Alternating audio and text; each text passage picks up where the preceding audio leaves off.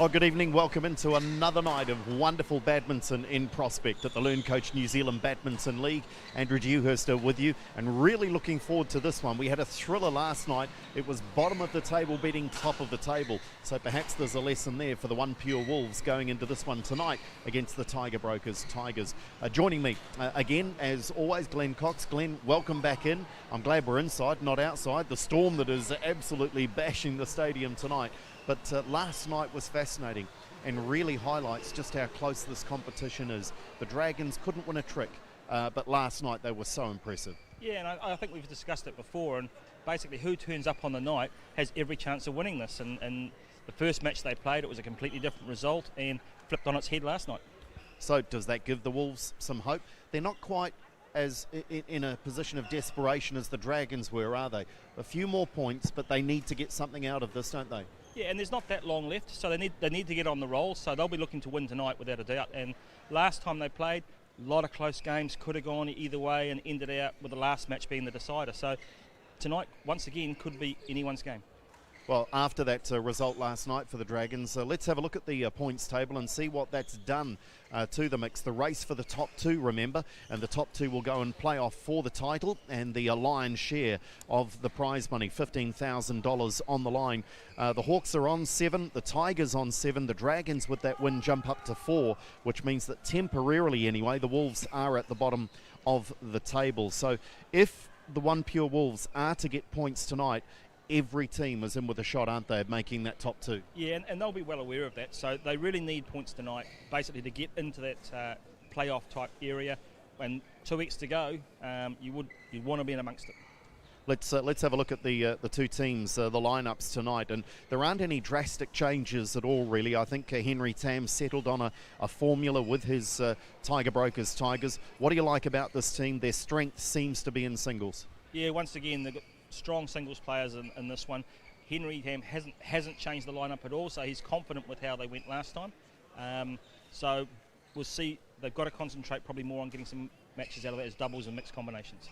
And of course they did that last time, winning the final mix to win this particular matchup in the first round. Let's have a look at their opposition, the OnePure Wolves, and by contrast their strength seems to be in their doubles and mixed and the experience of the likes of Anona Pack and Oliver Leyden-Davis. Absolutely, and that's how they've set the teams up with the franchise system. So very, very strong doubles and mixed combinations in here, and mixed with experience and youth, and once again some close matches last time. Now that they've settled a bit, those results could very easily be turned around. Let's have a look at the way these teams line up against each other tonight. 6 matches as always. Remember, if it finishes 3-3, we go to a golden game. We haven't had one for a few rounds, but we start with mixed doubles, then the singles, men's and women's, then doubles, men's and women's, and we finish with the final mixed doubles. I think one of the keys last time out when these two met, it was a 4-2 win for the Tigers, but the OnePure Wolves lost the opening game, and I think that was one they were targeting with Leyden-Davis and young Rowan as well.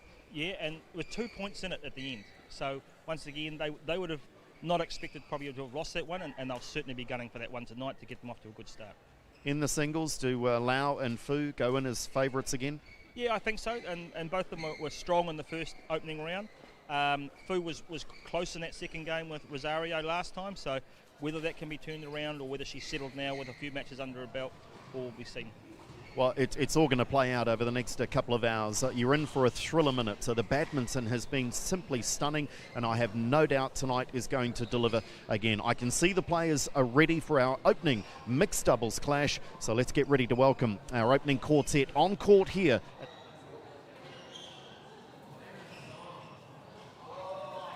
And here they come, led out by umpire Vic Kim and service judge Kevin Smith.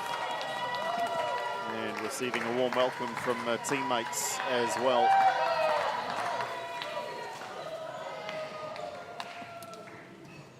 Reminding you again that this was a tie that the Tigers took out 4-2 when they met in the first round. It was, however, only decided in the final mixed doubles. So it was very close, and our expectation is that that will again be the case here tonight.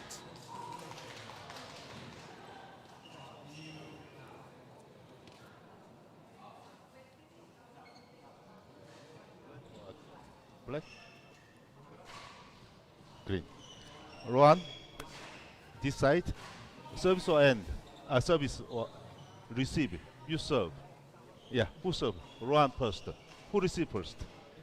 Edward. Okay. 2 minutes. Looked like they were in a hurry to get on with it too, didn't they? Hey, Vic almost lost their attention there, but they all disappeared, and they'll have their final hit. And that's interesting. Ollie choosing a side, and he was very clear, very quick to say, well, we'll start at this near end to the camera here. So I might have to check with Ollie on that and see if that's something he's thought about for a little while, looked at results perhaps, or just the way they feel here in the gym. This is young playing partner, Rohan Apalasuk, just 16 years of age. It's learning and developing so quickly in this LearnCoach New Zealand League, and why wouldn't you when you're playing alongside Oliver Leighton-Davis? On the far side of the court is the Tigers' Edward Lau at 19 years of age, and how healthy does that ranking line look? Number 1 in singles, number 1 in mixed doubles. And they are 3-0. The combination that he shares with Justine Villegas, 24 years of age. And a shout out to family and friends and fans watching Justine around the world too. Justine's made the comment that she's had a lot of feedback from people watching around the world saying that they love watching the competition and also love reminding Justine how tiny she is. Some of them haven't seen her for a few years, and she says they've forgotten. Yeah, she's probably short of stature. She's a pocket rocket, that's for sure. And just out of our picture there at the moment, Oliver Leighton-Davis there just jogs across in front of our camera. He must have had a birthday recently. I still had him at 29, but a big 3-0. One of, if not New Zealand's most experienced player, bases himself in Denmark and has world rankings to be immensely proud of. And in the mixed, he is ranked at 70 in the world. So, classic case here really, Glenn, isn't it, of the OnePure Wolves with the experienced campaigner alongside the very young, whilst the Tigers are a little bit more balanced, aren't they? Whilst Edward is still young at 19, but they're a little bit more balanced in their combination as appearing, aren't they? Yeah, and Edward's had a lot of international experience as well, so he'll settle pretty quickly. And I think in the first match, I would have thought the OnePure Wolves would probably be expected to win this match, and yet there was only 2 points in it. So they'll be looking for a good start this time and putting this match to go 1-0 up, I would think. So it'll be very interesting to see what changes we see from the first encounter. And reminding you about that points table, that's the OnePure Wolves sitting on 3 points, and courtesy of the win by the Dragons last night, they are bottom of the table. So they need something to stay in touch here. The Tigers sitting on 7, and equally they know that a win tonight and 3 points can just kick them clear of the chasing pack. The top 2 will qualify to play in the final, and the winner, of course, takes the greatest share of that 15,000 New Zealand prize money. Tiger Broker Tigers and the OnePure Wolves. On my right, OnePure Wolves, represented by Oliver Leighton-Davis, Rohan Apalasuk. And on my left, Tiger Flex Tigers, represented by Edward Lau, Justin Villegas. OnePure serve, Rohan Apalasuk serve to Edward Lau. Bravo. Play. Here we go.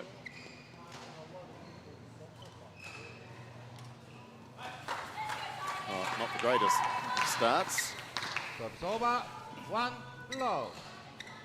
Get rid of the nerves as quick as you can, Rohan. That'll help. Oliver steps up. Serve was a bit the other side, a bit high rather than Rohan's was a bit low.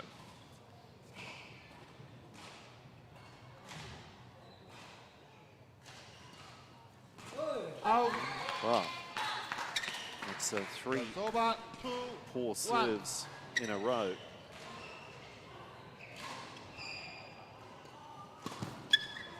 And you can argue that was 4 in a row. Got a little lucky, did Yep. Edward? 3, 1. You won't want to hit that one again now.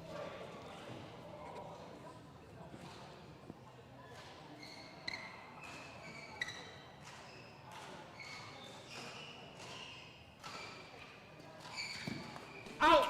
Oh, goodness. Great judgment by Leighton Davis. So 2, 3. we really have had 5 serves, and 1 has been lucky to win a point.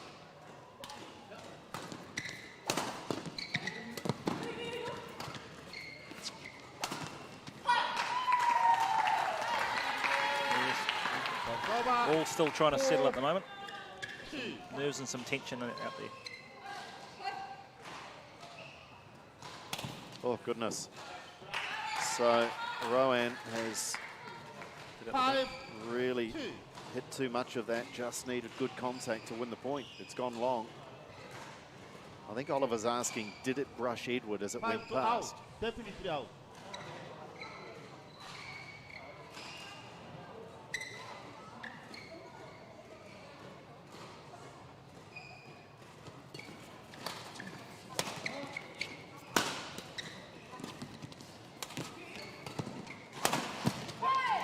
I do love that response from Vic Kim, though. Out. It was definitely out. Over. So does that mean later we might 5. get one where he says, well, it might have been out?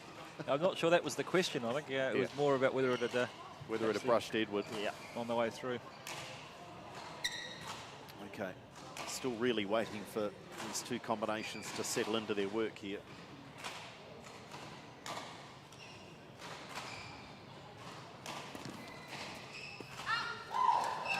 It's worth describing conditions again. You can see some of the 4, supporters and teammates. 5. They're rugged up pretty warm. It is very cold again in Auckland. We have had hail in the last half hour or so.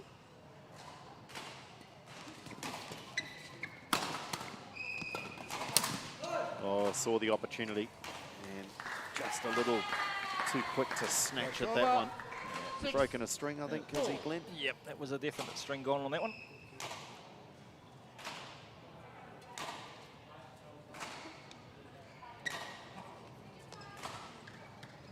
No.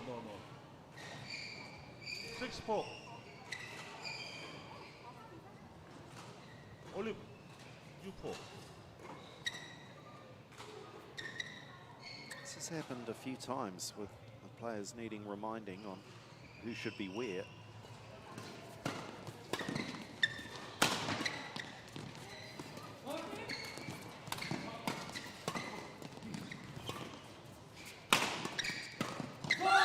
Well played, Villegas. That's where that stature is a real advantage. 7, 4. The ability to essentially smash a smash. And she's very, very quick in that front third. Really gets in and controls that net well.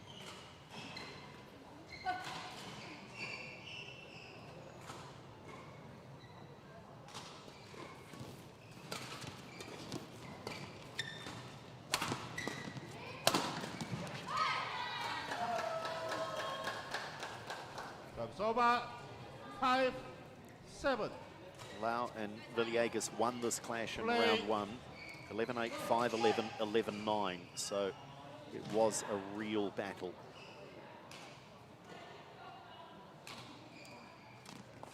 Out. That's over. 8, 5. I have to say, it's been a poor display of serving from both combinations. And that just continues. It's, I think there's not a lot of confidence in their serves at the moment. So 8. very, very basic stroke, but sometimes it's just hard to get right.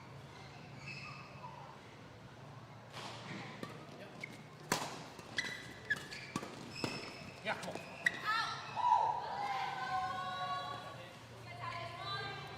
7, 8.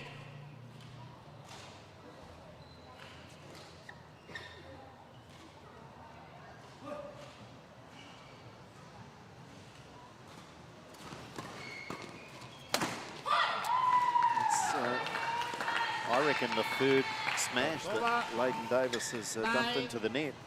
7. It's normally bread and butter stuff for him, so maybe just a little bit tense and trying that a little bit too hard. Just snatching at those.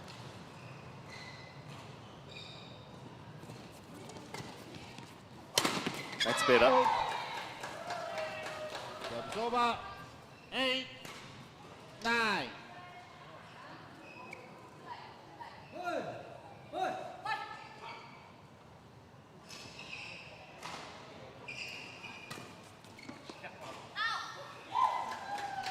Okay, these are very important moments 9. now. Oh. Not just in this match, but in the overall tie tonight.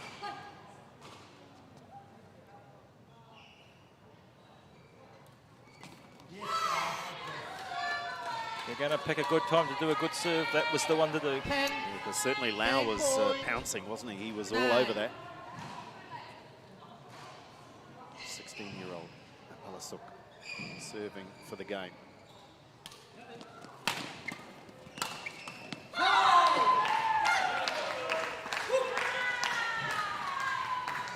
Service over. 10. Oh.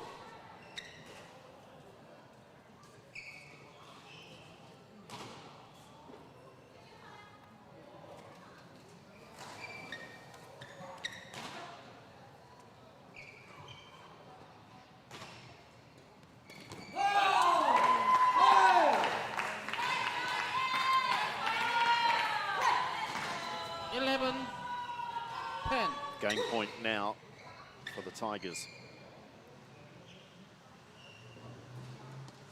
And they win it. Back-to-back mistakes on the return of serve. First from Rowan Apalasuk and then Oliver Leighton Davis. 10. And 12-10. Well, it was 11-8 in the first game the last time they met. So following a similar pattern. Very scrappy, though, from both combinations, wasn't it? Yeah, I think both of them were almost trying to do too much too quickly, and there was no real patience on either side, and probably a game that was more about mistakes than about constructive winners or opening up the court as such. So it's a settling down period, I guess, and all players seem to be affected somewhat from that. So let's hope that it all settles down in the second game. Yeah, I mean, of the 22 points, I got the feeling that maybe a dozen were 1 or 2 shots only, where a serve either was no good or a serve was sent back because it was poor. There were very few rallies, so perhaps a lack of rhythm still for both combinations. Yeah.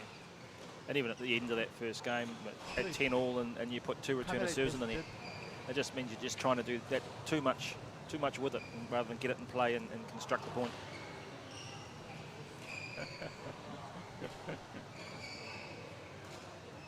Vic's enjoying himself. Once again, it's a great opportunity for technical officials as well.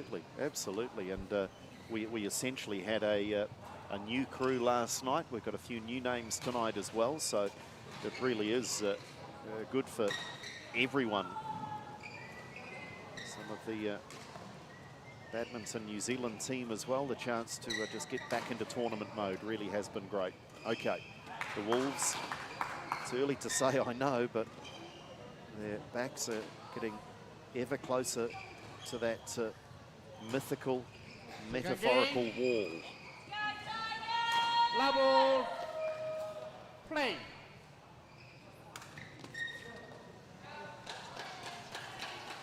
Serving woes continue.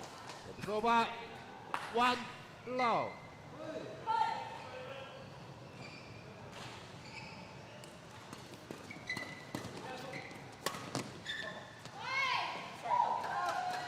Leighton Davis just battled his way out of a tough spot there with the backhand.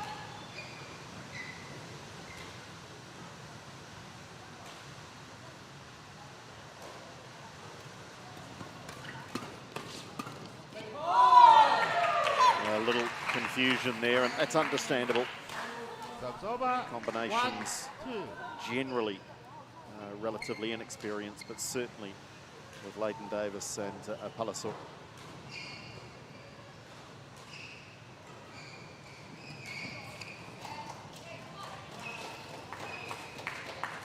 Over. 3, 1.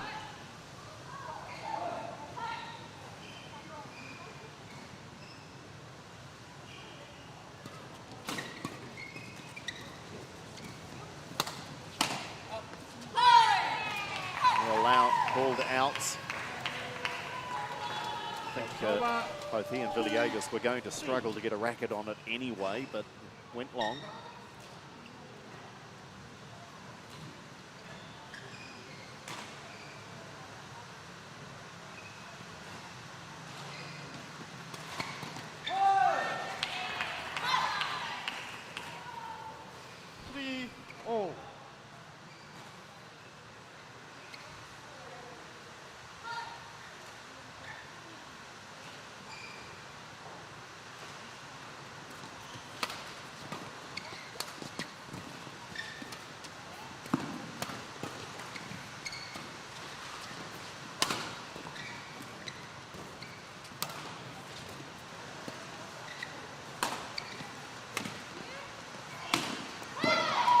Better. That's from both combinations, best rally of the match. Over 4-3. A bit more patience from both sides in that one, and fortunately no real error, so it was a point that had to be won.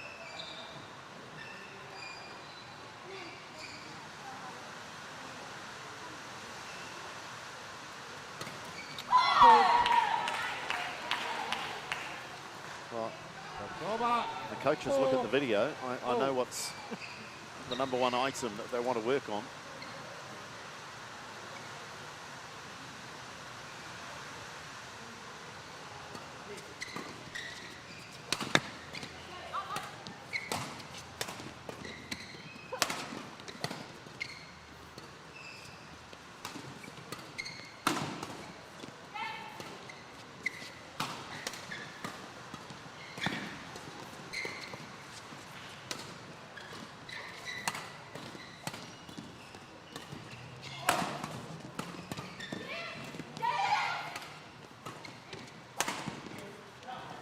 Oh, now they're warming up. Now they're warming up. And credit Palasuk in that rally. She held her own there, really controlled that net quite brilliantly. Yeah, that's almost how I expected the match to start. So hopefully we're into it now, and they've found their feet and away they go.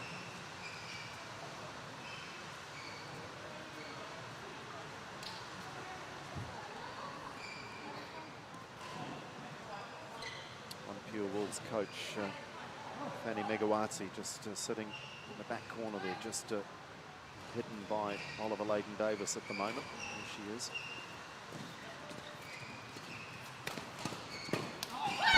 And again, Palasuk. 6-4.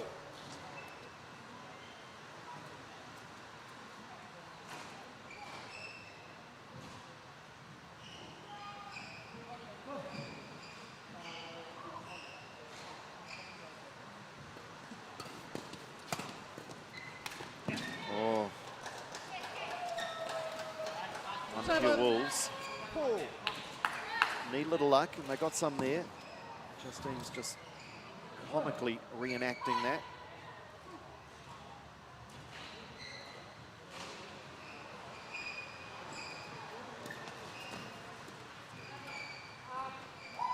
Okay.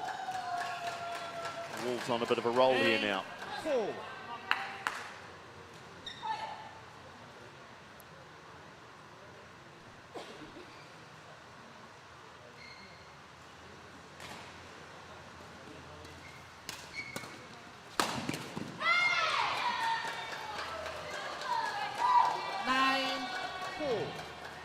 They have mixed up their combinations a fair bit, haven't they, the Wolves, through this competition, especially the mixed doubles. They've not settled on a preferred combination, and again, they're choosing to separate Anona Pack and Layden-Davis, arguably their two best players in that discipline.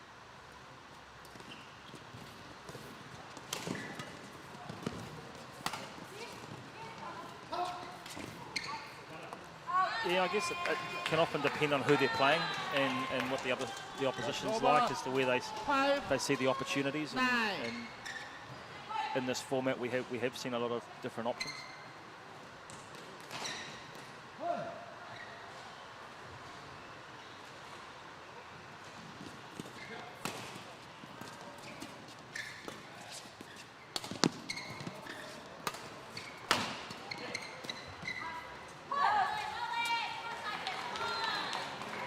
Palasuk just very deliberate there, but literally just steering that one wide.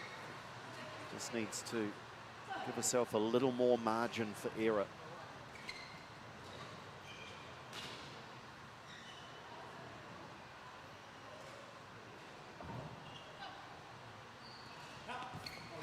Out. Good call. That's teamwork. When you're Over.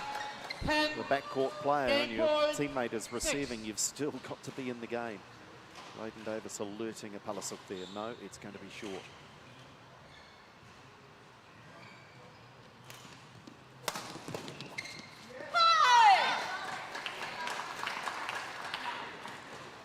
Job's over. 7. 10. I think Lau will be quite happy with the swing and a miss there. It sailed out the back. I think Ollie gave him a bit of a friendly glare. And that'll go long, and we are going to a deciding third game, as was the case in the first round between these two 11, pairings. 7. There was one on that occasion, 11-9 in the third by Lau and Villegas, and that set up the Tigers for a 4-2 win on the night. So I'm sure that Fanny Megawati will have spoken to her team. I'm sure Oliver Leighton Davis is, of course, in the hot seat alongside me, Glenn, on nights that he's not playing. So he's a student of the sport. I'm sure that he's well aware of the significance of this one. If they can win this, it just gives the team a bit of confidence, doesn't it, that we can turn it around from last time. Yeah, and I think they'll be definitely looking for the different start that they had last time. I think in that second game, Oliver Leighton Davis especially eliminated a lot of errors, and so therefore came through and got that good roll of points midway through that game. Got the nose well in front, so I think that if they can play much the same way and force the errors from the opposition and keep the shuttle in court, that they could take this one out. Very animated Fanny Megawati there in talking to her two charges.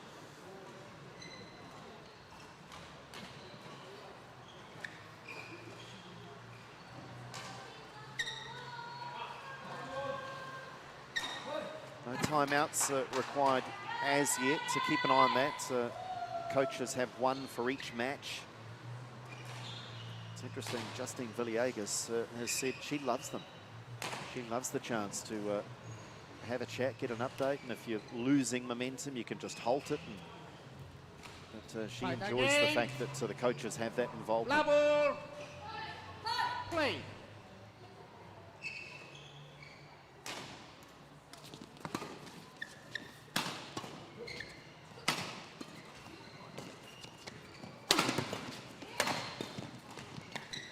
Oh, well played, Palasuk.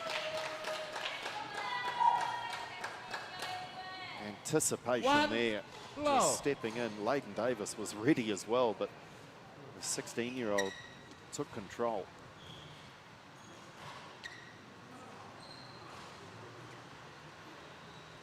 Play. That's the communication. How's the execution?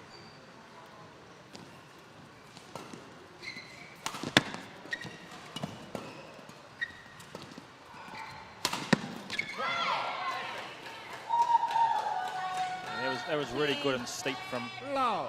Oliver Leighton Davis here. Picked the middle spot out, right in between the two. Forced the error.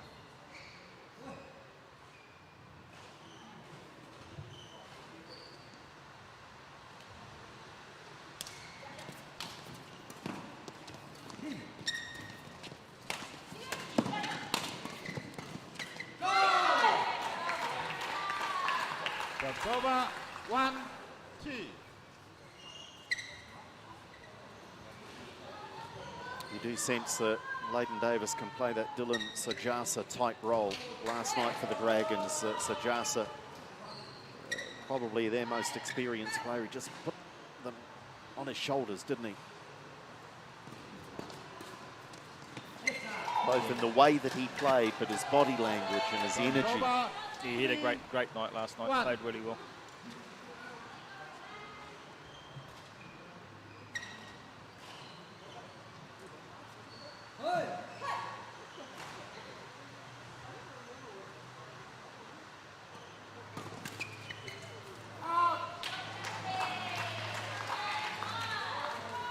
Service over. 2, 3.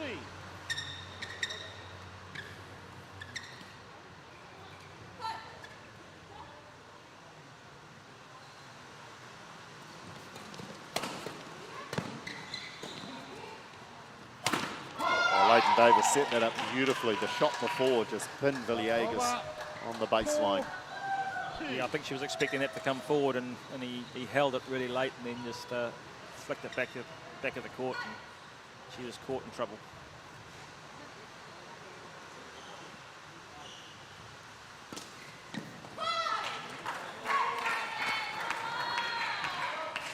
Over. 3, 4.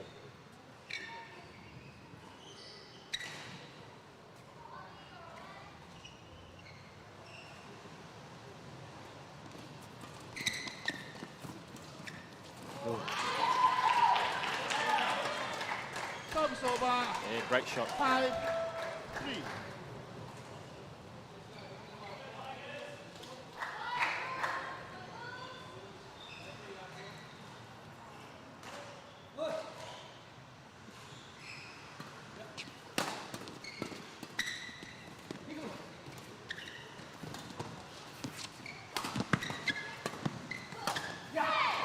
Oh, loving watching Palasuk and her development. 6. Lovely cross-court drop there in the middle of that rally.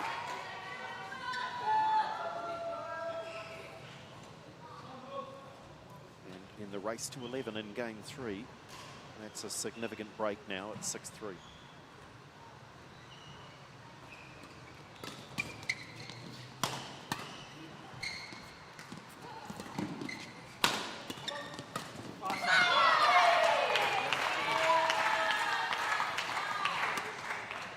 Service over.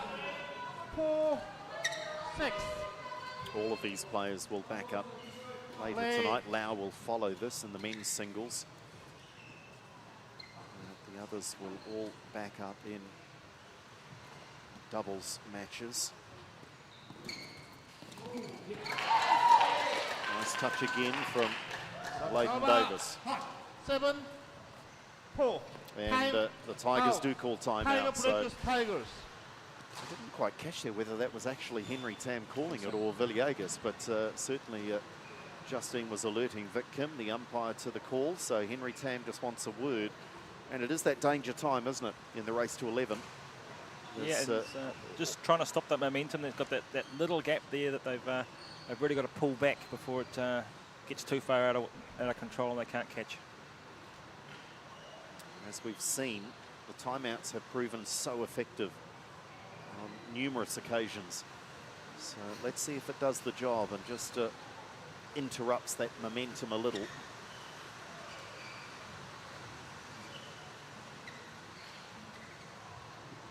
The Wolves are ready to go.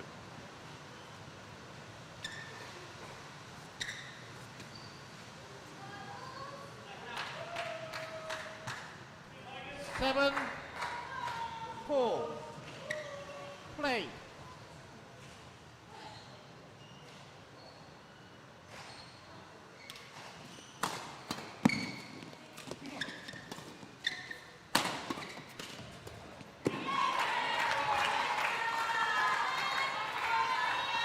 Five, 7.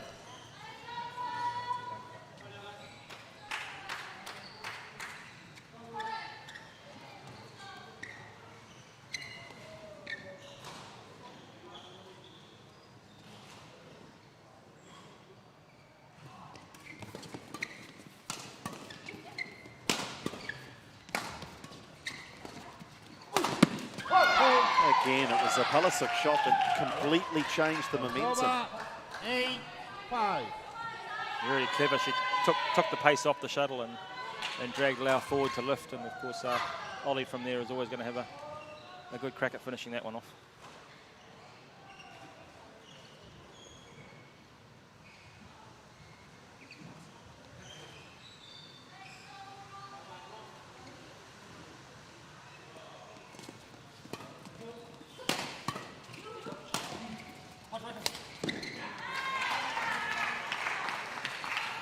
Caught in two minds. Shall I leave it? 8. In the end, tried to play it. Play.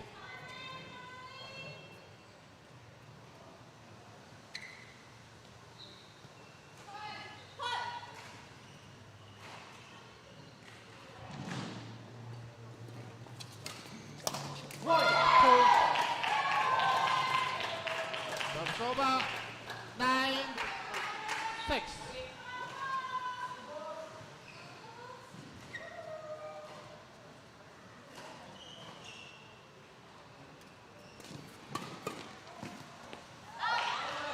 Match point. A chance to turn their fortunes around. Remember, this match was won by the Tigers in the first round, and they went on to win the tie 4-2.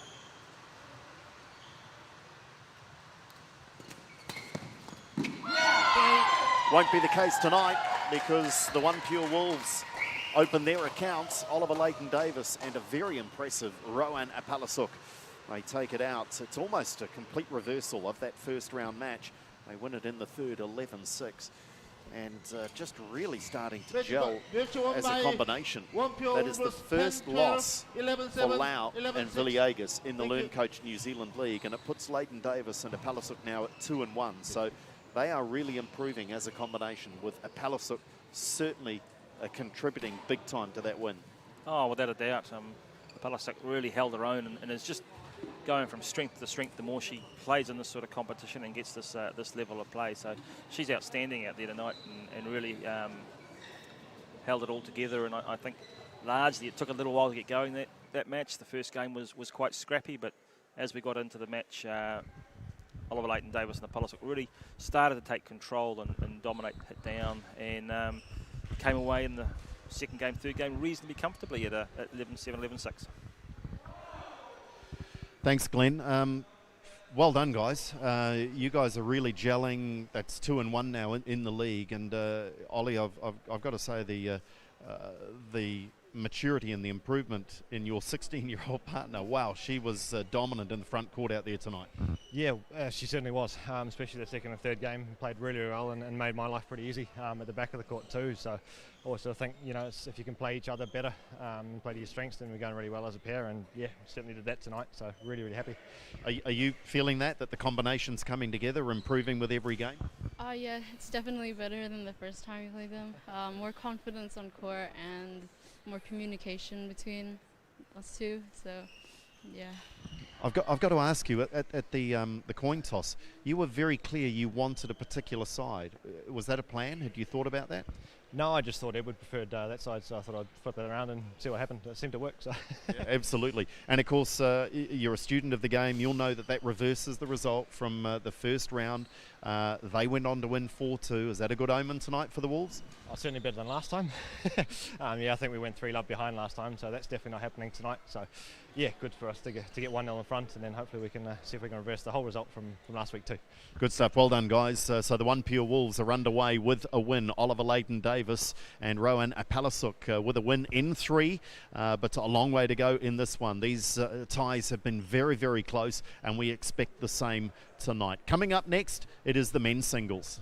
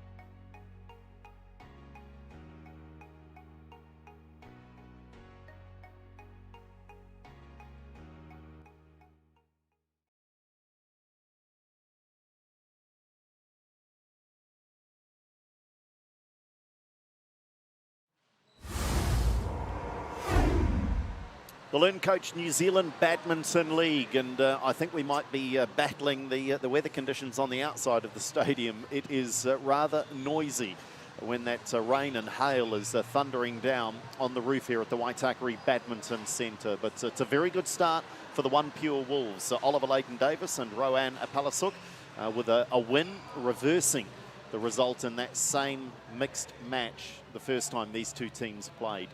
Which means that those men's doubles, women's doubles and mixed doubles could be all the more vital for the Wolves later tonight.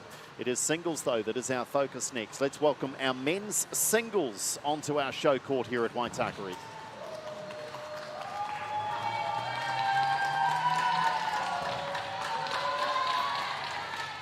Kevin Smith, our umpire for this one, leads them out. Holly Cho is our service judge. And a familiar sight, Edward Lau is backing up for the Tigers. And he will be up against Joshua Feng. Both North Harbour players, our officials there, ready to welcome the players to our show court. Both North Harbour players, Edward at 19, Joshua at 18. As it is. We'll take that side. Okay.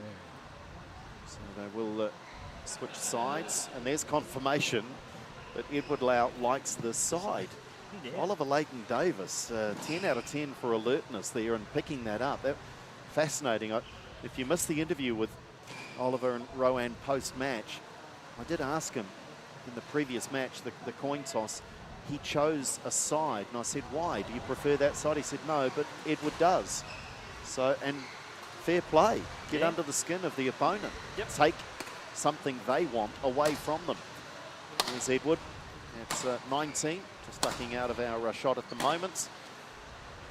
Right-handed, and as mentioned, those rankings, number 1 in singles and 1 in mixed doubles.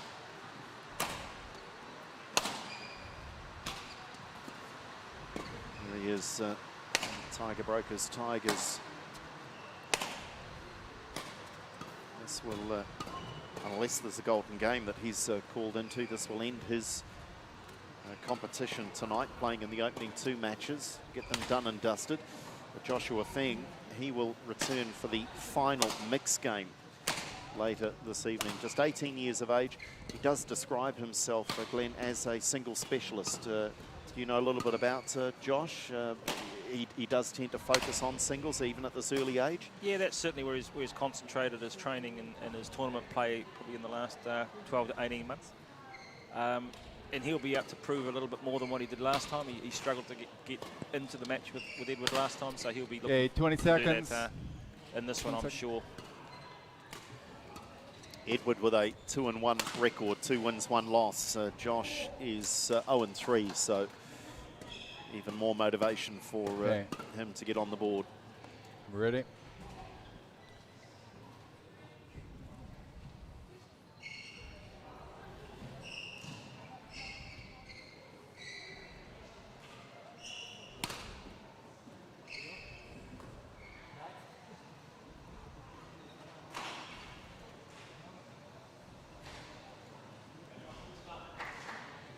Oliver Leighton-Davis with a word of encouragement.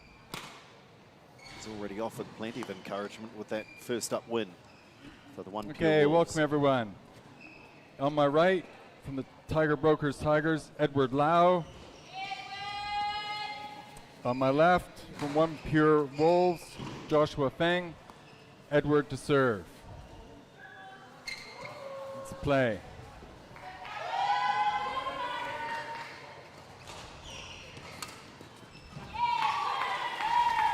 It was a comfortable 6-9 One win love for Lau when they last met.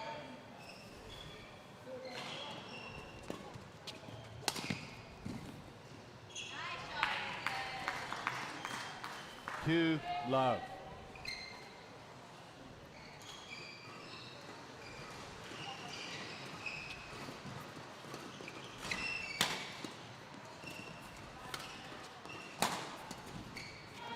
Okay, Feng on the board. Yeah, Josh will be Service over. trying to settle quickly and get 1, into this match 2. and to do that, he's got to really just eliminate his errors.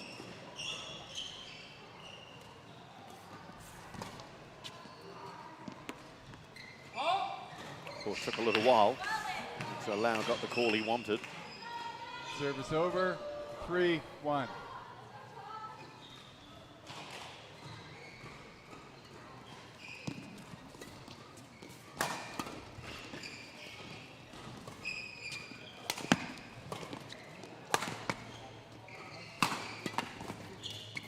well played, Feng. Not only with the smash, but the follow-up. Very Service quickly over. into net. 2-3. He almost came in too quick. He just ended up catching a little bit behind him.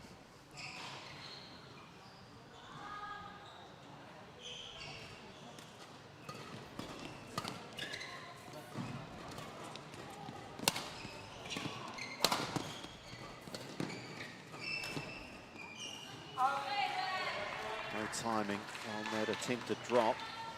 Service over. 4-2.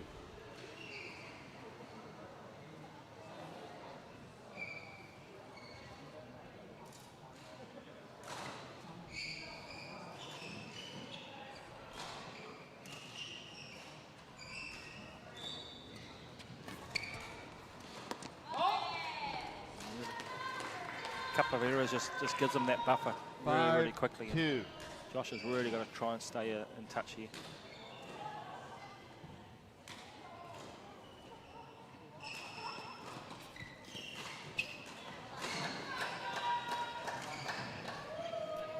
Service over. 3-5.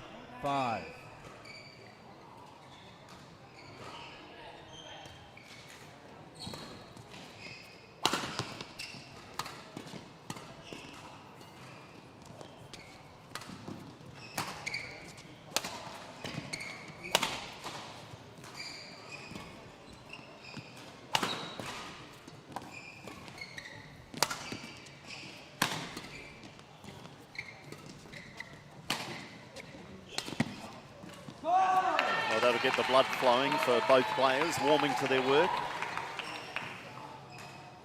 Service over. 6-3.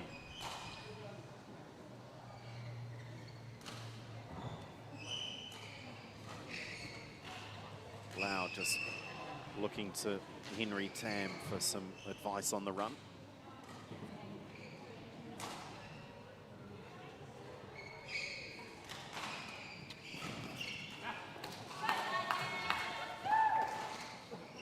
Seven, 3. Things just letting this get away, isn't he?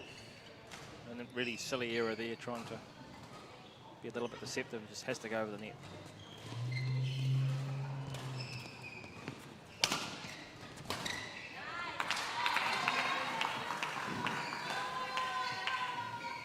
Eight, 3.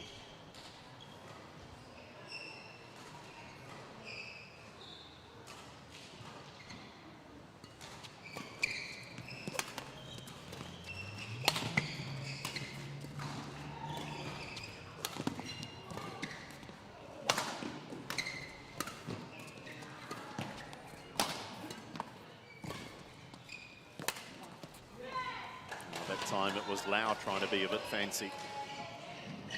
Service over. I guess at 8-3, he's got a little bit more license 4-8. to try something like that. I think Feng's looking a bit better when he actually has the speed and the pace on, forcing some errors. It won't help. Service over. 9-4.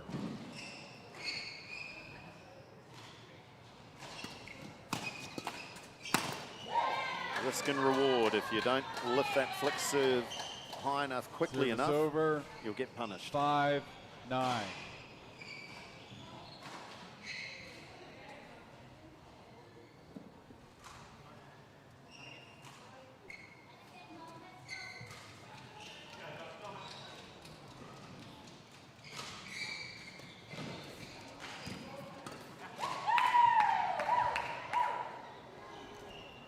Five game points Service now over. for the #1 ranked player in the country. Game point 10-5.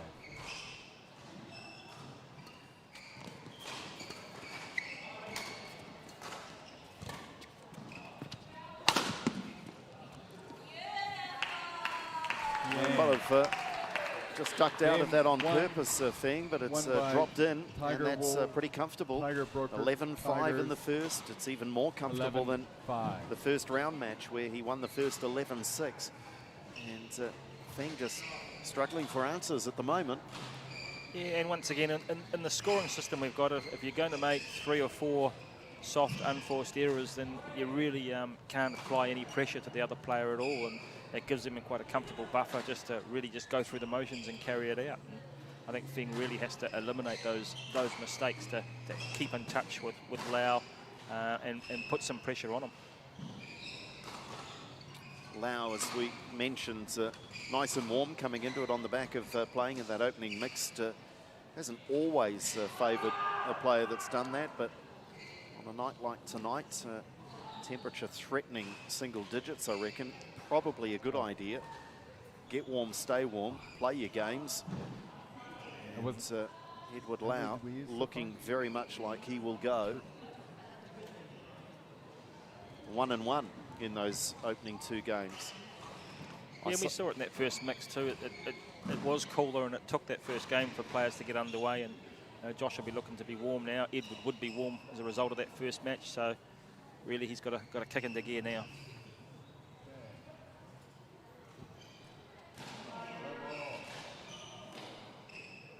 Let's play.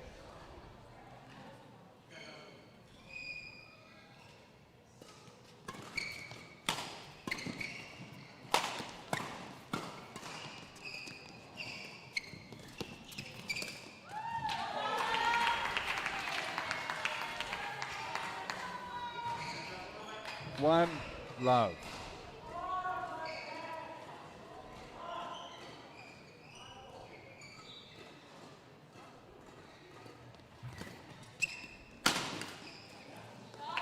Well, he's looking pretty much the complete player, isn't he, Lau?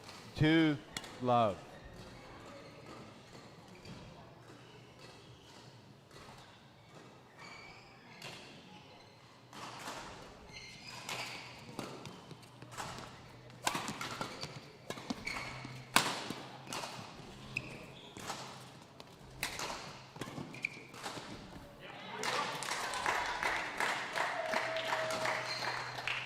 Service over. 1-2. Just not sure about the body language from Feng. Just maybe, I'm drawing a long bow here, but maybe just struggling for a little belief going into this. It's just those Service sorts of errors over. that really need to 3-1. be eliminated. It's just too easy.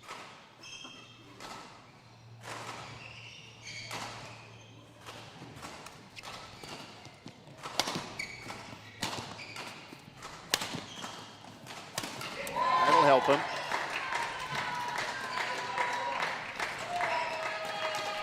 Service over. Even then, not 2, a lot of animation, 3. not a lot of emotion from Feng.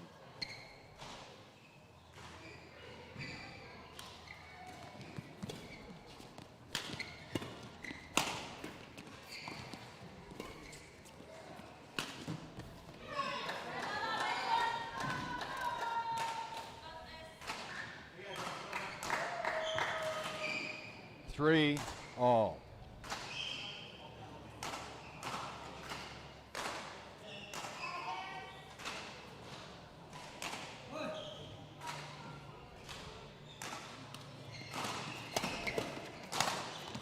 This is better. This is better. Still, he's very reserved. 4-3.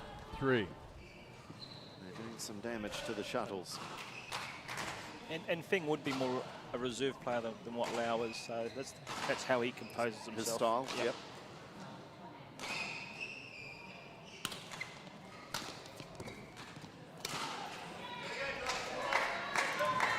And 3-1 down, 4 points in a row. And this is what you were talking about. 5-3. Pete. Eliminate the unforced errors and string 3, 4, 5 winning points in a row.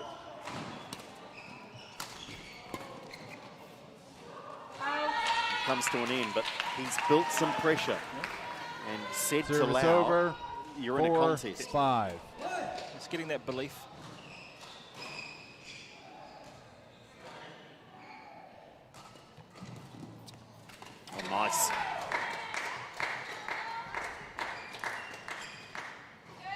Service over.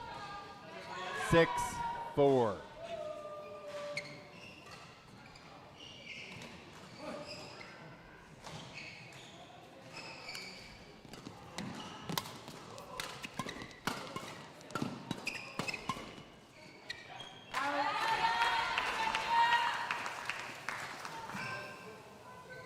Service over. 5-6.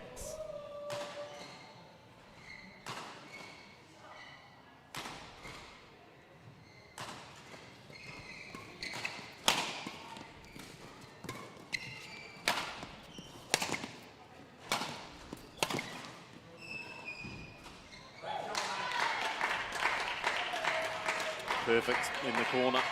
Service over. 7-5.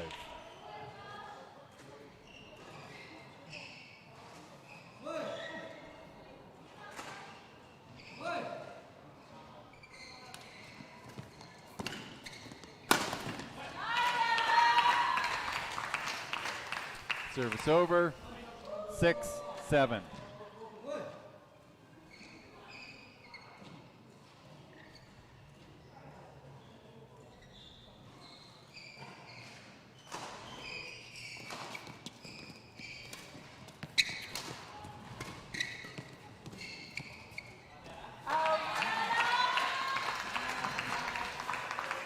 In his 3 matches, Josh Feng has 7 only won the all. one game.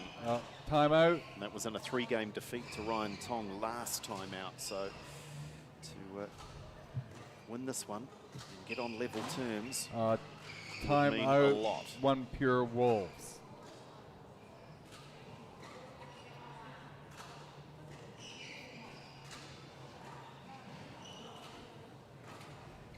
Clear tactical communication. This is more than just a little G up, isn't it? Clearly Fanny has seen something. She wants Josh to change.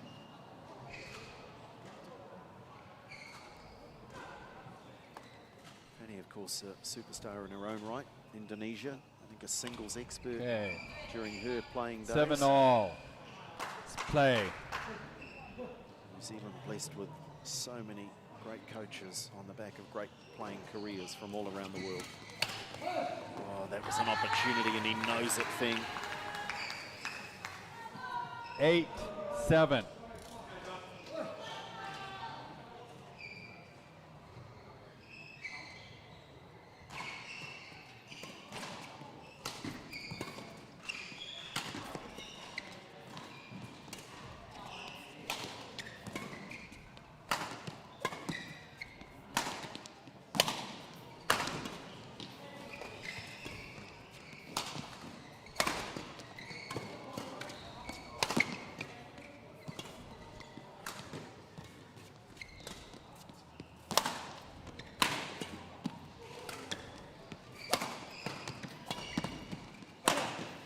Oh, brilliant stuff, both players. That's one of the rallies of the league, let alone tonight. 9-7. Yeah, great rally. Covered all corners of the court, and I think all the shot selection was there. And I think both players thought they'd won it a couple of times before Lau managed to get it through.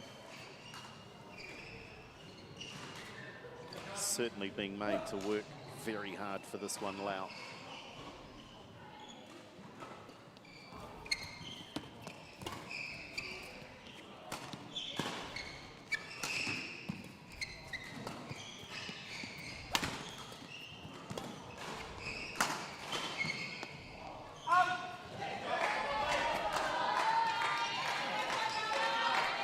Service over. 8-9. If he can win this, Feng, he just puts some doubt into Lau going into the 3rd game.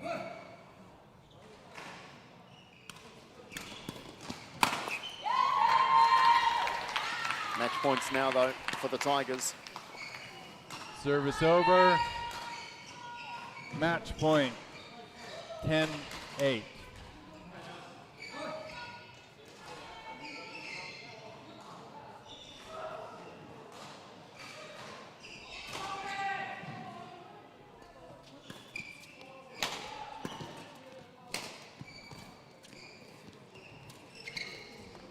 Beautiful.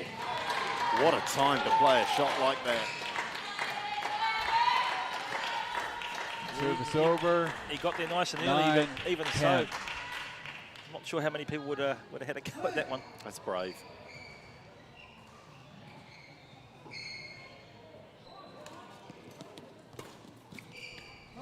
It's brave, but ultimately it's fruitless. Josh Feng looks a little downhearted. Game over. Edward Lau continues on his Match won winning by ways. Tiger Brokers Tigers, 11-5, 11-9.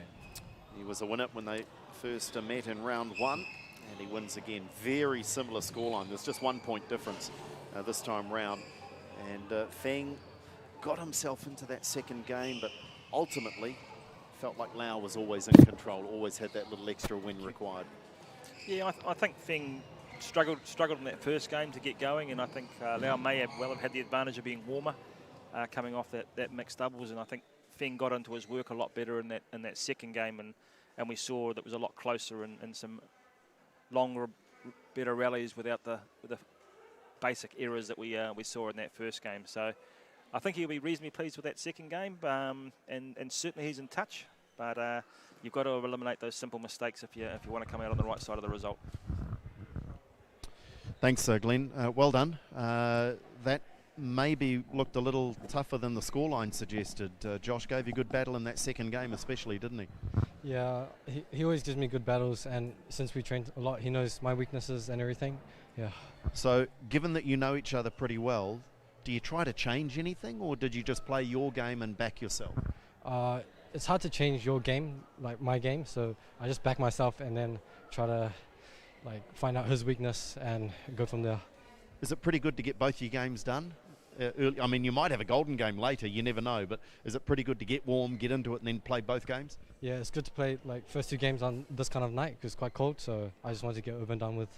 Well done, mate. So 1-1 tonight. You've got your team on the board. Well done. Thank you. Good stuff. So Edward Lau gets the win for the Tigers and levels the tie up at 1 apiece after the opening 2 matches. Next up, stay with us. It's the women's singles.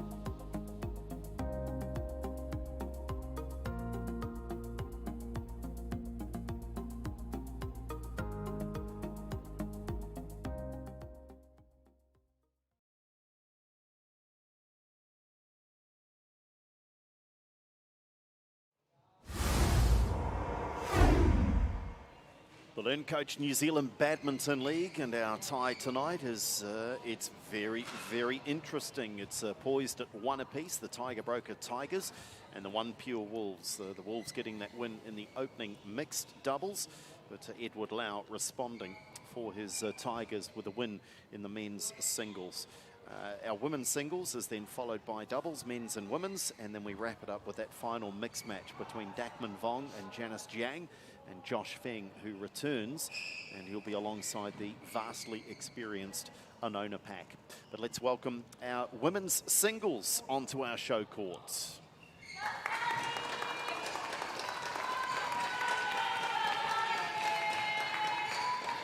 And this one, on paper, Glenn Cox has a very similar look to the men's singles. Sally Fu, favoured, won the first round clash in straight games. So I guess you would expect the Tigers to be 2-1 up after this. But Caitlin Rosario, at 19 years of age, ranked number 4 in the country, she'll be fancying an upset here. Yeah, well, if I remember rightly, in that first game, she had her chances in that second game too, because she had quite a lead. So she'll have reflected on that and basically making sure that doesn't happen again. So once again, she'll be very happy to have a crack at this one. She'll be quite confident. What's the key? If she is to cause that upset, what must she do to rattle the very good all-round game of Sally Fu? I mean, Caitlin's shots are very, very good. But once again, in that first game she played, which was, though, I think their first game, too many errors. Just too many of the unforced errors, which gave Sally too many soft points, really. So, and there were times where there were 2 or 3 of those in a row, which once again just gives her that gap. And Caitlin was playing a little bit of catch-up for a lot of that. Right-handed player, Caitlin Rosario, out of North Harbour. Her current women's singles ranking, as mentioned, of number 4 in the country.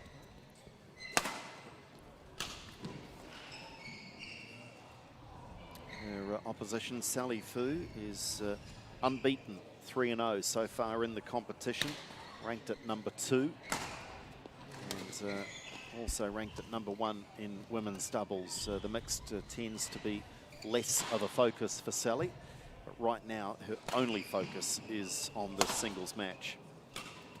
When they last met, it was 11-6, 12-10 in favour of Sally Fu. Just underlining your point, Glenn, that that second game, Caitlin had her chances. So she'll want to put herself in the contest for as long as she can and then close it out.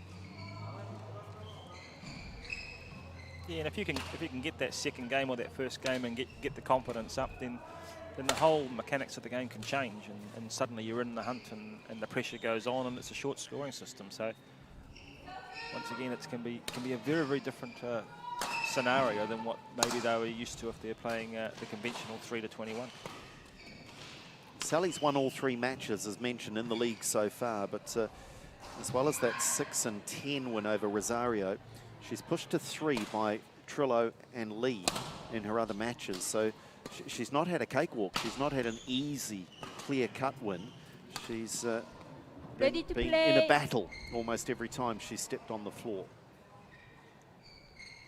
Yeah, and once again, Caitlin's now into her 4th match, so she'll be a little bit more used to the environment and the situation, which Sally, having been a lot of international experience, would have been quite comfortable even stepping on the court in the first game. So as these players get more matches under their belt, they become more aware of the environment and will be better.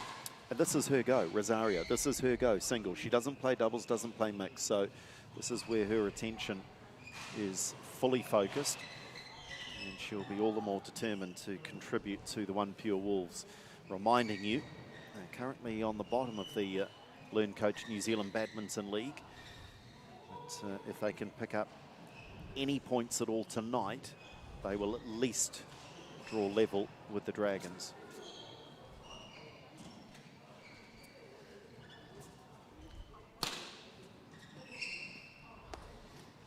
Final Ladies and gentlemen, test of the shuttle, and on we're ready to my go. right, OnePure Wolves, represented by Kathleen Rosario. On my left, Tiger Brokers Tigers, represented by Sally Fu. OnePure Wolves to serve. Love on. Play.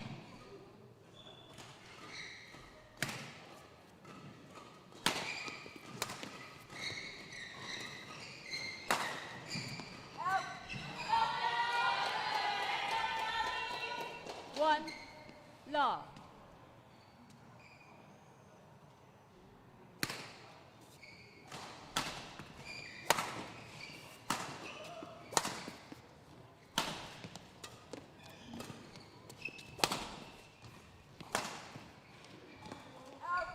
Good start. Rosario with some Two, taping on that love. right leg. Looks to perhaps be an alignment issue with the knee, but looks to be moving freely. Unsighted. 3-1. Clearly called good.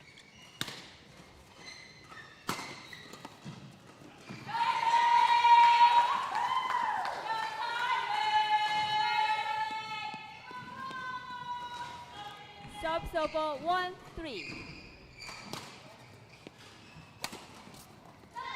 A lovely touch, or did she apologise? Perhaps didn't mean it to that Subs extent. over 4-1.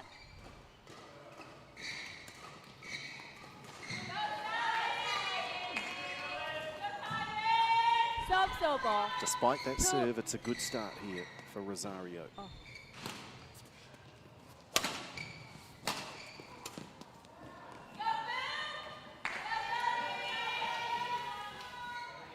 Three, 4.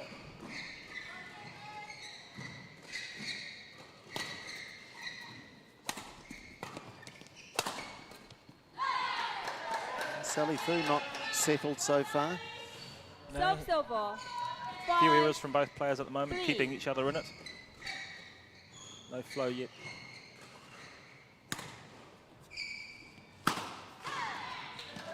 Sally there just trying to bash her way out of a little slump. That didn't work either. 6-3.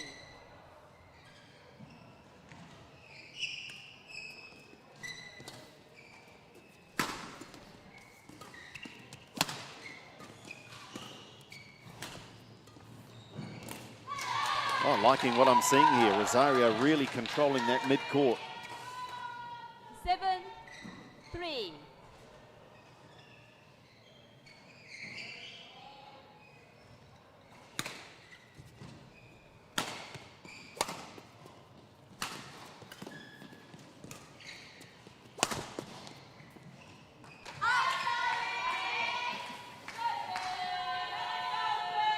Subs over.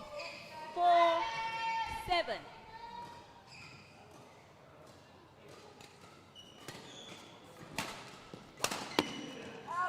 Oh, the opportunity was there. 5-7.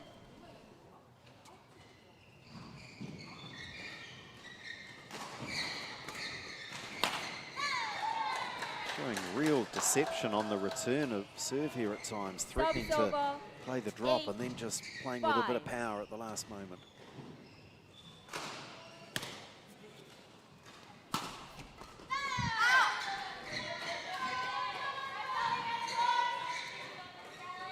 It's a good little 9, lead now. 5.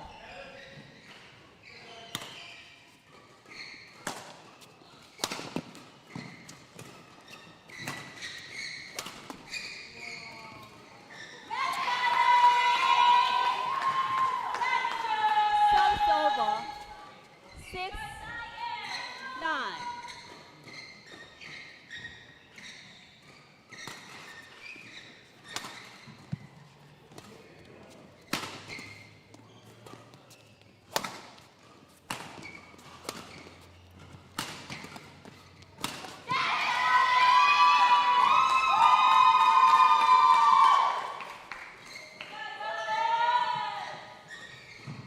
Sally Fu is too good to just go away.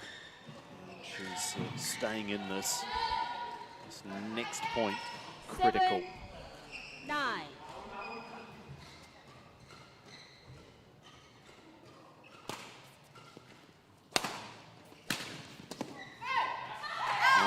fighting and playing some really good badminton now. 8, Do the doubts start to 9. creep in to Rosario's mind?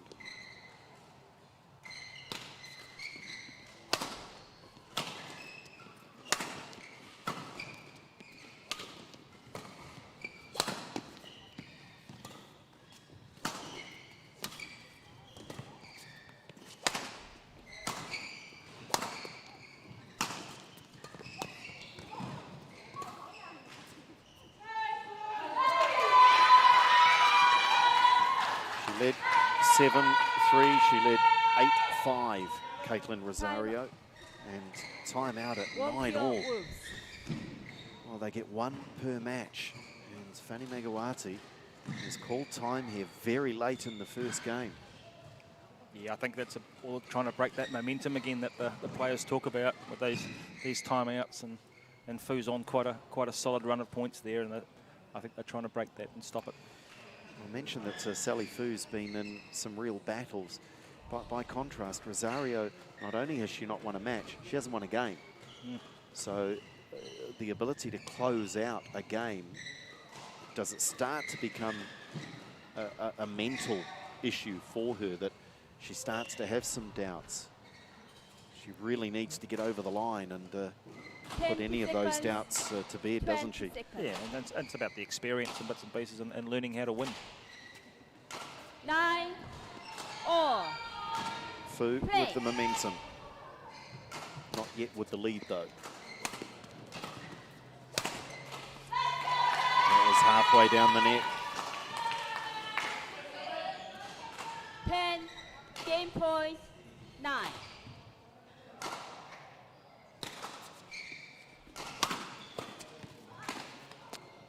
And a slip, and that does hand the first game. Rosario's okay. There was a pause there from teammates and opposition included, but she's okay. Won by Sally Fu. She's okay physically, but perhaps emotionally a little scarred again. Really had that game there to win. As I mentioned, 7-3, 8-5, and she's looking on the far right of picture there, just a little distraught.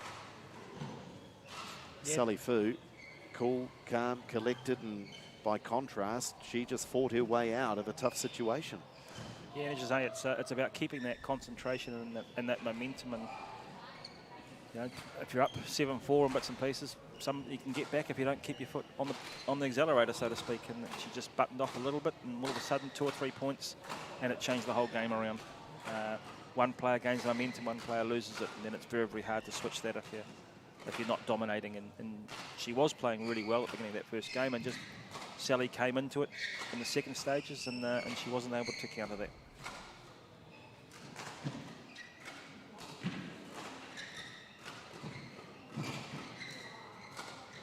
So Sally will back up a little later tonight in the women's doubles with Justine Villegas, but as mentioned, this is it for Caitlin Rosario. She plays singles, and unless she's called upon in a golden game situation, this is her contribution to the team, and she will be desperate to get a result. All of these players are. It's a common theme in talking to the players is the way that they've developed this team culture. 20 seconds, 20 seconds. They've all found a way to build on that and to feel like they're all contributing on and off court. Rosario will be very keen to try and register her first win. Up against it though, Sally Fu was 3-0 in this league. Second game, low ball, play.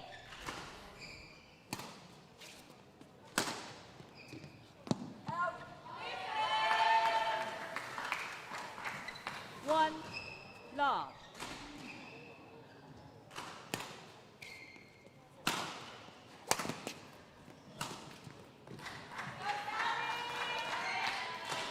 This is your pet hate again, Glenn. It's the unforced errors. 2 love. Yeah, you've really got to make your opponent earn their points, and soft points is, at this scoring is really too easy.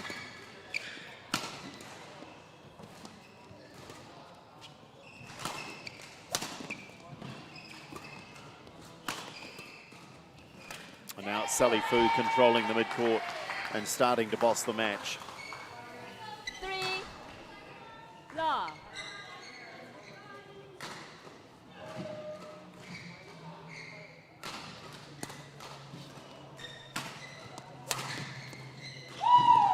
Yeah, Rosario is just losing focus. I'm not sure she's regained it 4, after that slip on game point in the first game.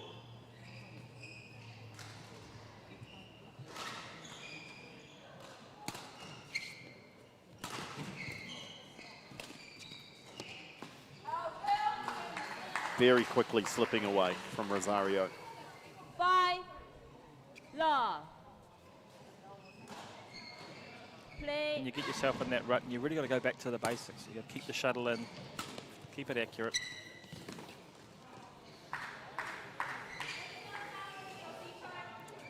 It's a lonely place, isn't it? Love.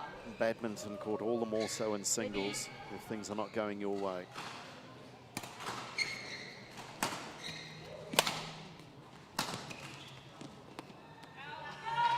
And they really are just not going the way of Caitlin Rosario. 7, love.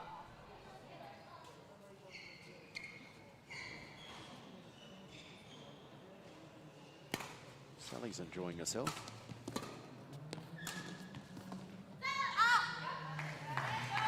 Making all the right calls is Sally Fu.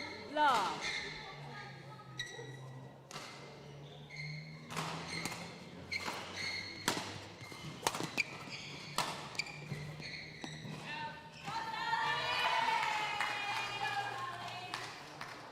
And of course, 9, no timeout love. available. It was used at 9-all in the first game. So no chance for Fanny Megawati to call a halt to proceedings that are certainly not going the way of the Wolves.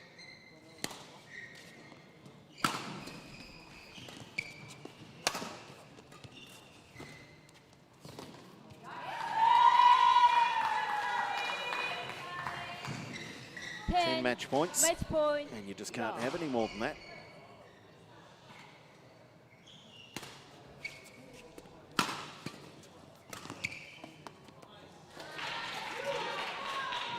Caitlin gets on the board.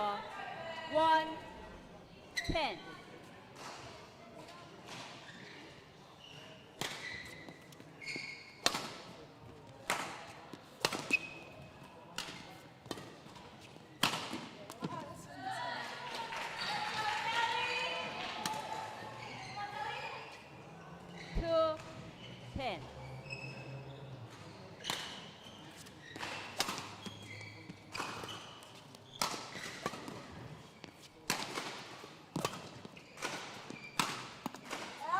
It's wide, and that wraps up a comprehensive win for Sally Fu.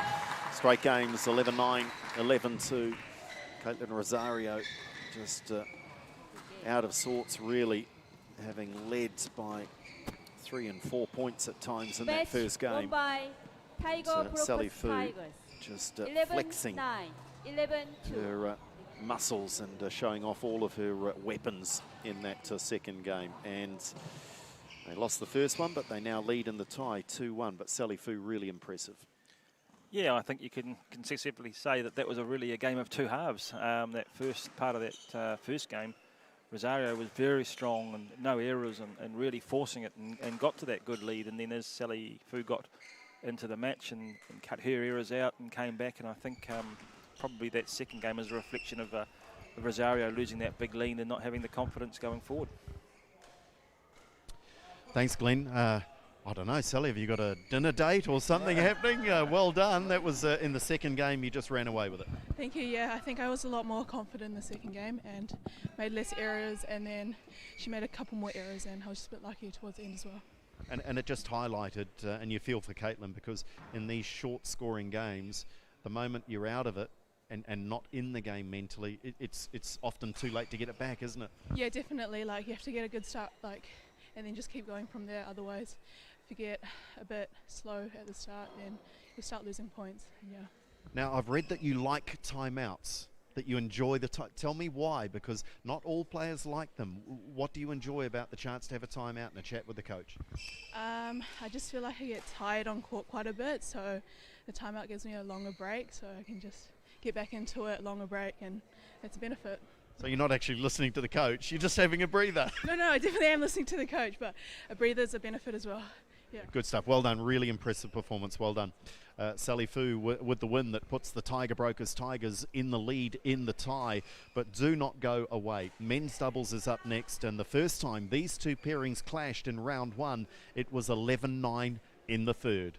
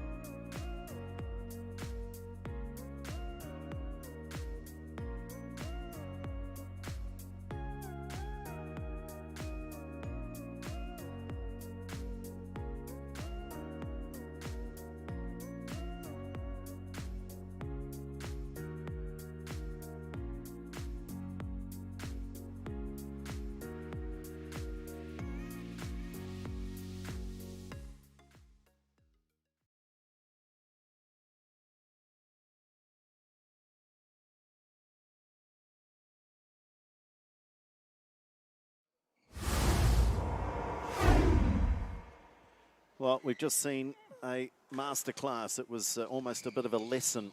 I don't want to be too unkind on Caitlin Rosario, but Sally Fu was just so impressive in an 11-6. Sorry, I'm looking at the score from the last time round, but winning the final game 11-2 anyway, and just dominating proceedings and putting the Tiger Brokers Tigers 2-1 up after the OnePure Wolves won that opening mix. But it's very delicately poised. We're going into the second half of the program, and I can tell you that the next two matches, last time round these two teams met, were won by the Wolves. So this tie very much in the balance. Let's welcome our four combatants in the men's doubles.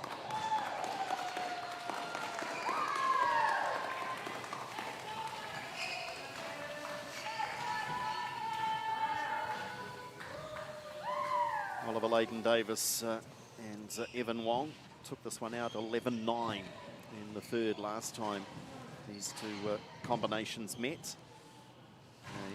They have a 2-1 winning records, Leighton Davis and Wong, whilst Curtin and Vong 1 and 2 by contrast. But 2 quality pairings here, and this promises to be one of the real highlights this evening.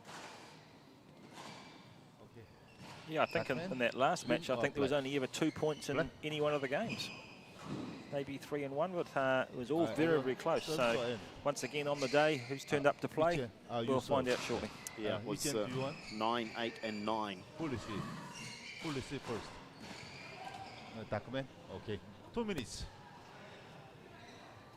2-minute call there from Vic Kim.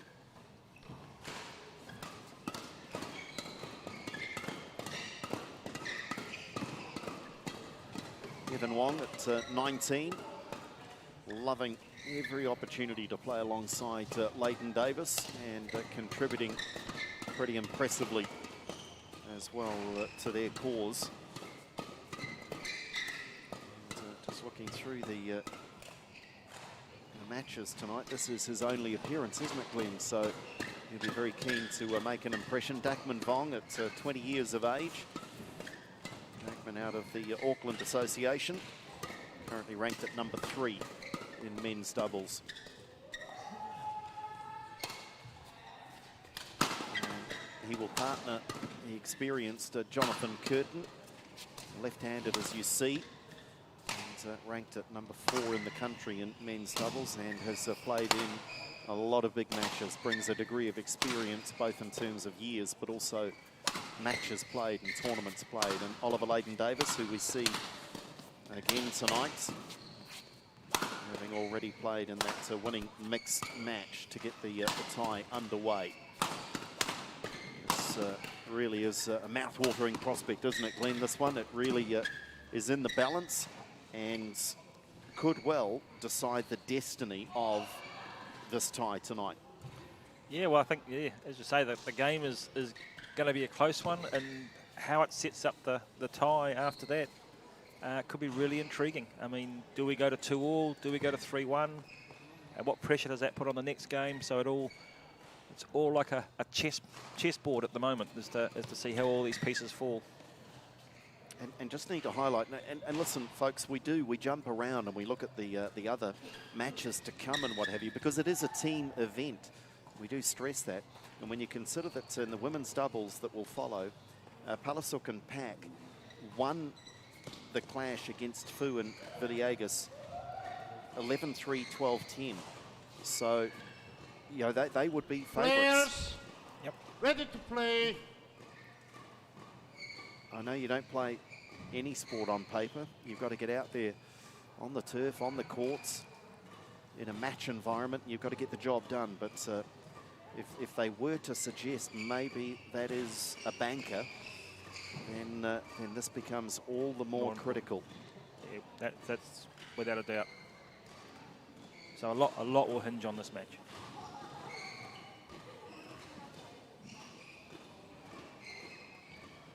Curtin just with a final rehearsal of the serve.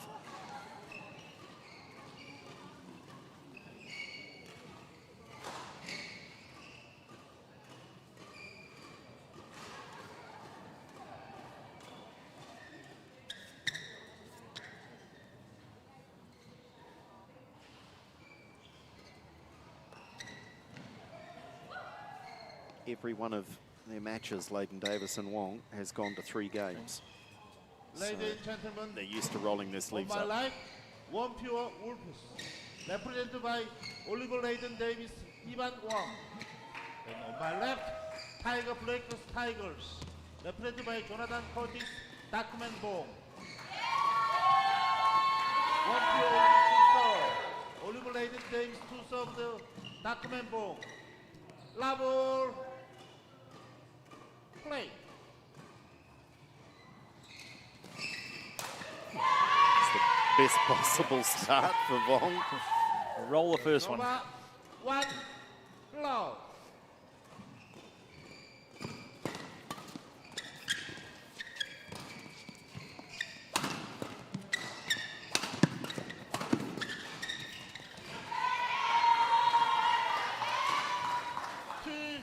Love.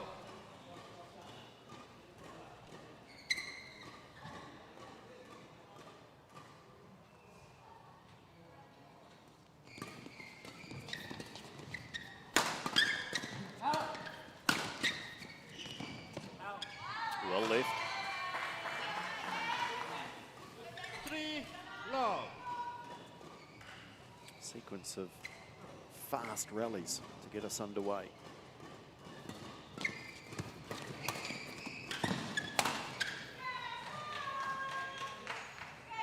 Service over, 1-3.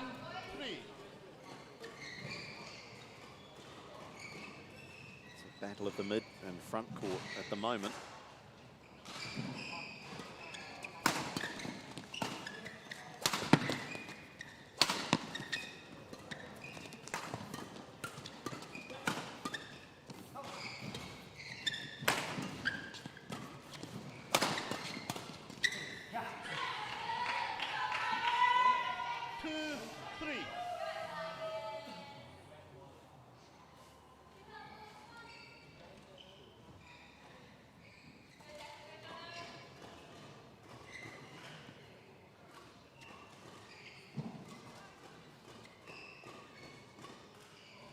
Play.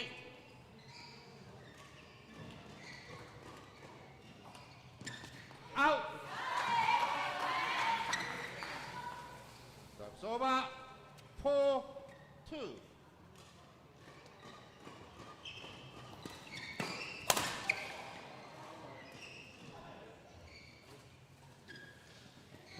Another string for Leighton Davis. He went through a couple of rackets, didn't he, in the mixed? 5-2.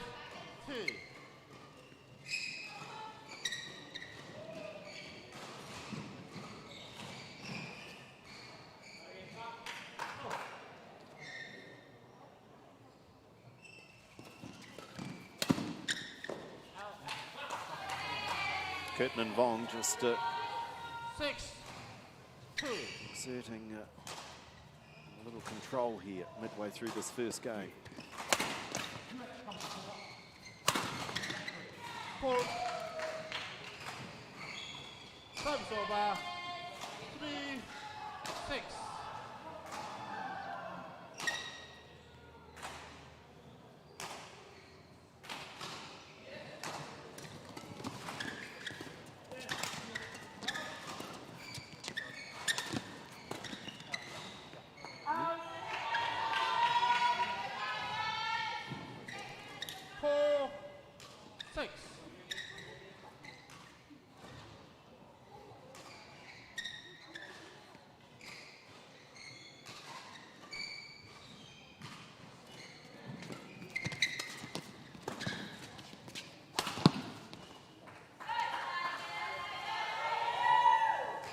Over, 7-4.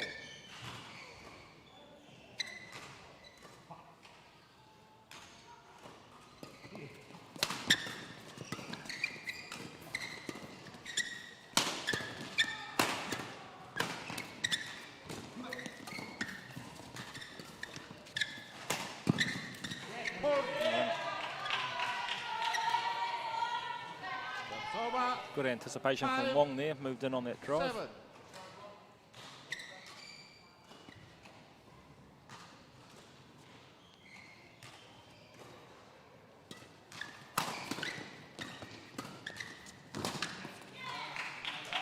This is a good little fight back here. They're in quite a hole early in this one, Leighton Davis and Wong, and now right back in it.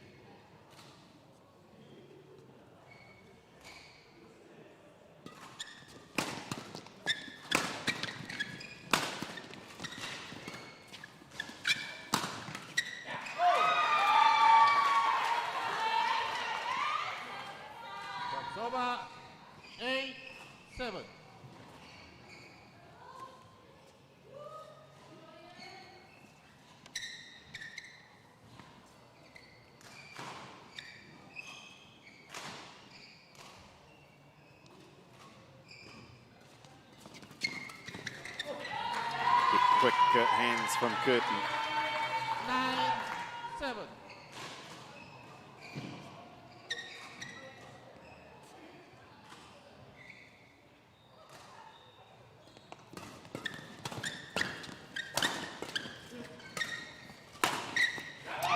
Well played, Vong. Looked to be in real trouble early on there, but Dakman Vong Game turned point. defense into attack and sets up a game point.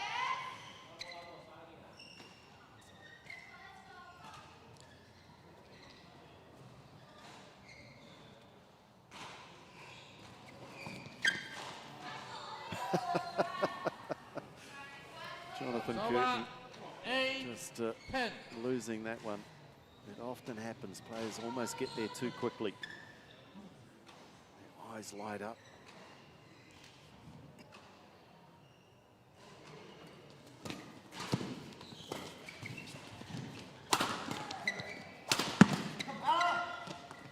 It goes wide.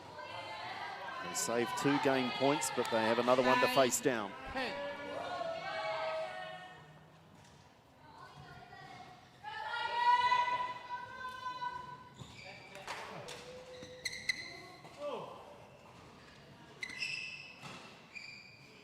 Play.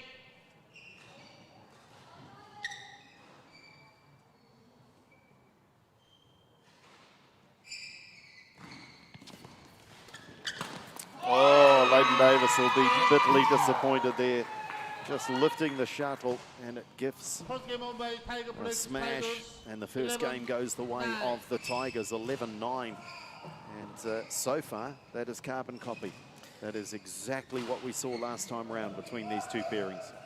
Yeah, there certainly wasn't going to be much in it, and I think Leighton Davis would be kicking himself because he actually played for that, and he was right where he wanted to be, and he just didn't quite execute as well as he could have, and Vong was right in the right spot to put that one into the floor. But once again, that could go anyone's way, so very, very close, and I would expect much in the game, second game.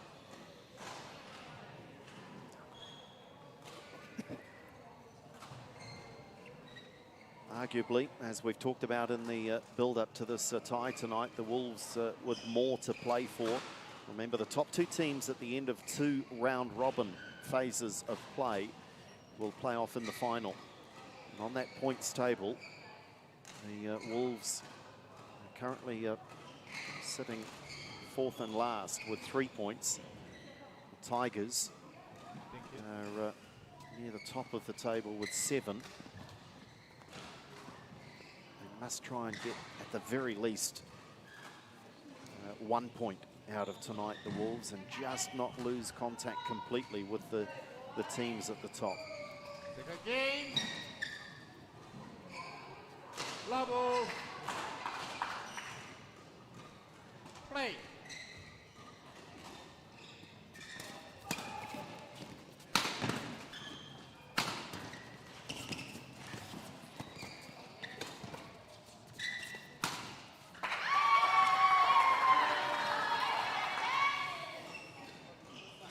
One low.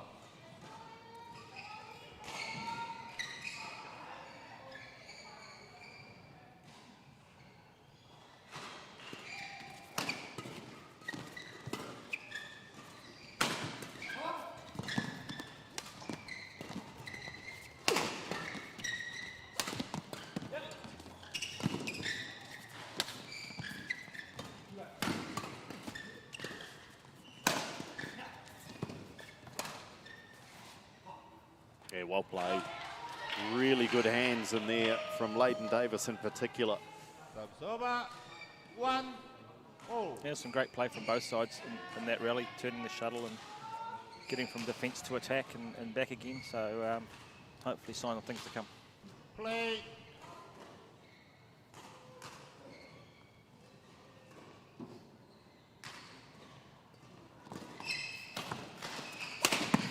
Oh, not quick enough there. That's real power from Dakman Vong.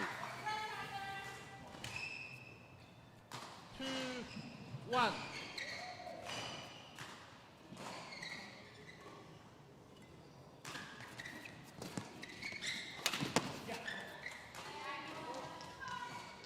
That's over.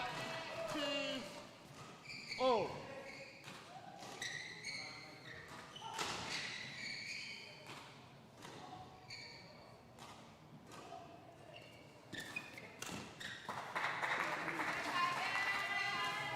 The dreaded unforced Serve error. 3-2.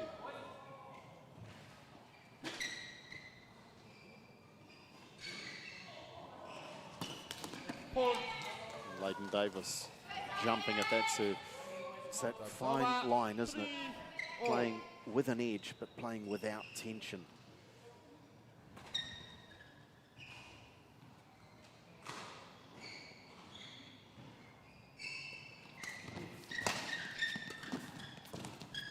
Oh, Great shot. Got that real early, turned it across the net, and if you're standing flat-footed, you really got nowhere to go. it's a hint of an apology from Leighton Davis, but it looked, I agree with you, Glenn, it looked to me like he very much played for that.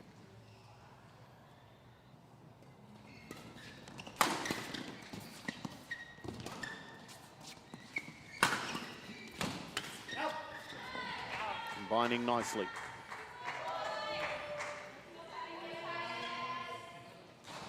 Five, 3.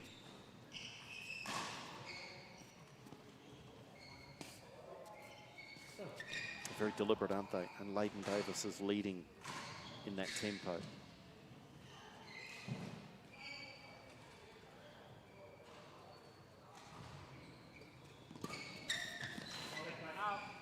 Oh, that is good composure from the youngster.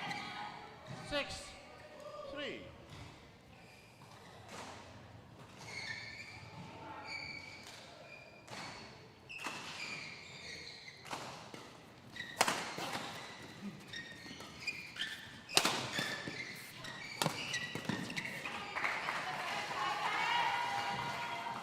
That's over. 4-6. Henry Tam still sending instructions fairly constantly.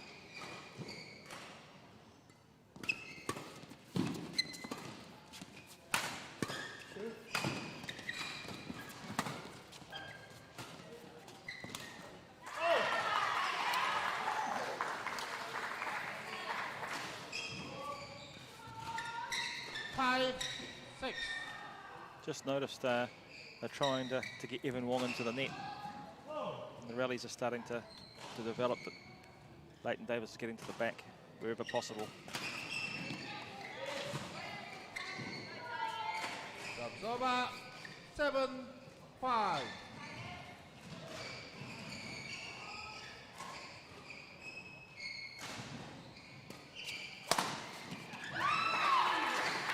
There's the risk on that serve, isn't it? That's over. 6. It's important to get good length and good elevation, so it pushes the player to the back. Anything short's going to get punished.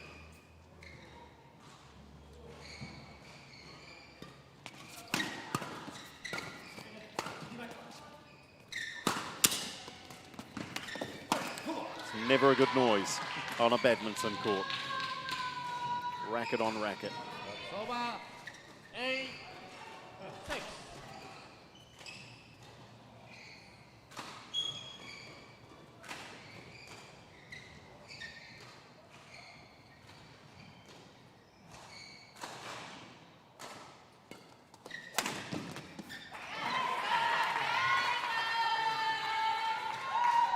Service over.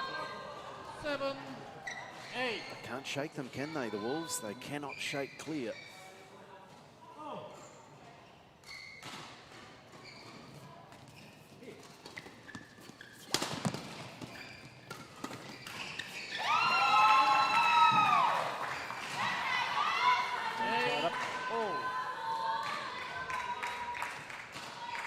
And once again, we're all tied up.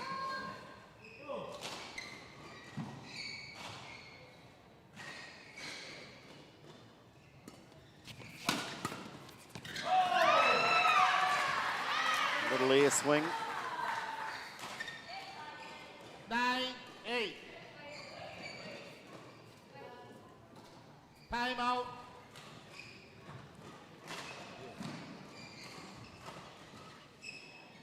Fanny's called One time out pure. here. Wolf. And not for the first time, late in a game, she wants to have a chat. Yeah, I think once again it's about that momentum, and Curtin and Vong serving at 9 and really just trying to stop that and see if they can break the concentration and get the next couple of points for This will be massive for them. We spoke about how pivotal this match might be. And if they are to win and go 3-1 up, then they guarantee themselves, at worst, a golden game situation. 9-8. The Tigers. Play.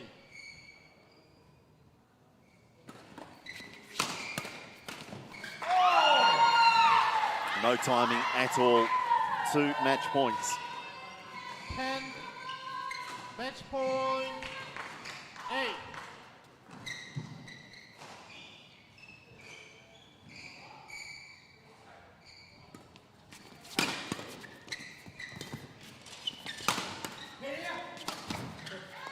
With the encouragement of Leighton Davis, in steps Evan Wong for the winner. Over. They've saved 9, one. 10. Now the 19-year-old has to serve, facing a second match point. Where does he go?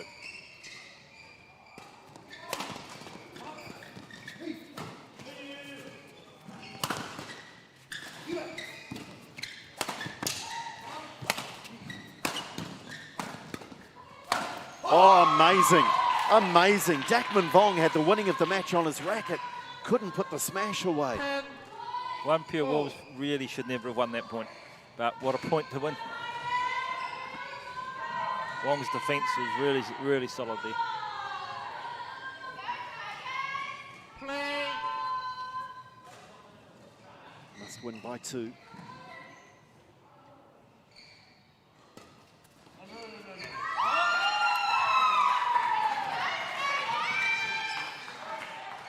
Over. 11. 10. Now, Curtin, experienced, more experienced of the 2, serving 3rd match point.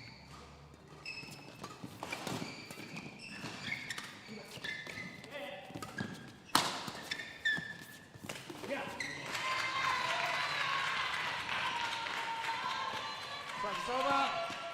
11. Oh.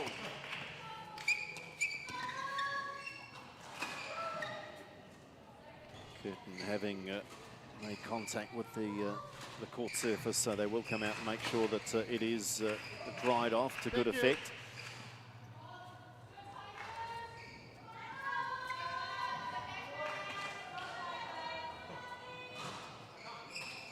All. Play.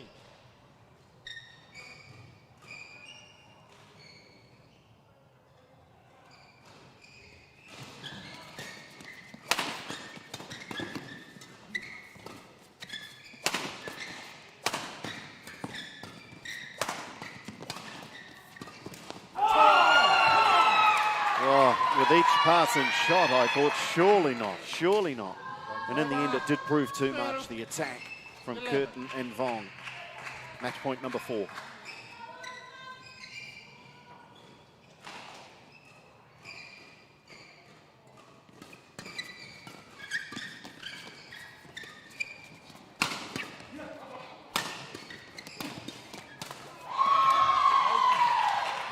Well, we've spoken about it. I think the players know how important this is as well. 12 all. Oh.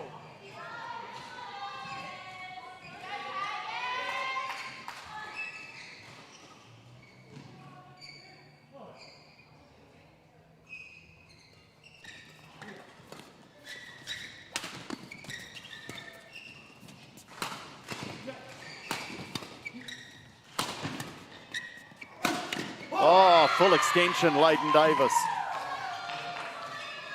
13. I think there was some tension in that serve though. Oh, Evan Wong was laughing away after he hit it. He thought, hello, this is coming straight back at me. They face down 4 match points. Now they have a game point.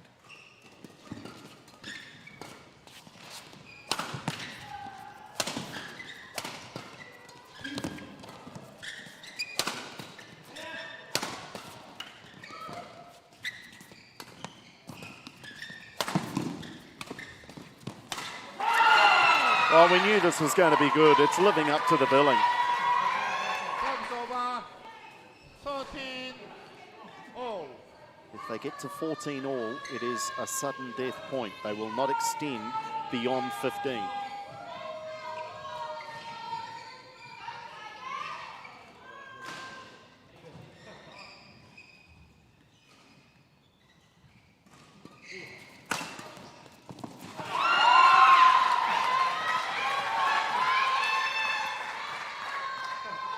At the 6th time of asking, 30. Curtin and Vong with a chance to win this one. Play. I think they're all just trying to find some oxygen at the moment. Oh, confusion at the end. There'll be some disappointment, certainly from the Wolves. But frankly, they battled so hard to stay in that one. What a thriller that second game was. And Curtin and Vong, 6th time a charm. 11-9, 15-13. And that now puts the Tigers in a very strong position in this tie. 15-13. I wanted a third game, Glenn. I think everyone did, apart from the Tigers. It was entertaining stuff, and in the end, well played, Dakman Vong and Jonathan Curtin. Yeah, I mean, that's a fantastic exhibition of doubles, especially towards the end of that second game. And the rallies were fast and furious, and both pairs were attacking and defending and changing it up, and really exciting stuff. And at the end of the day, it only takes a couple of points, and a couple of those little errors around the serving or short serving in bits and pieces, and turns it round for the other pair, and that puts the match really on knife edge now at 3-1, so it's all to play for. Well done, guys. Come on in nice and close. Well done. Gee, you needed a few match points there to get it done. Was the tension building? Yeah, a little bit.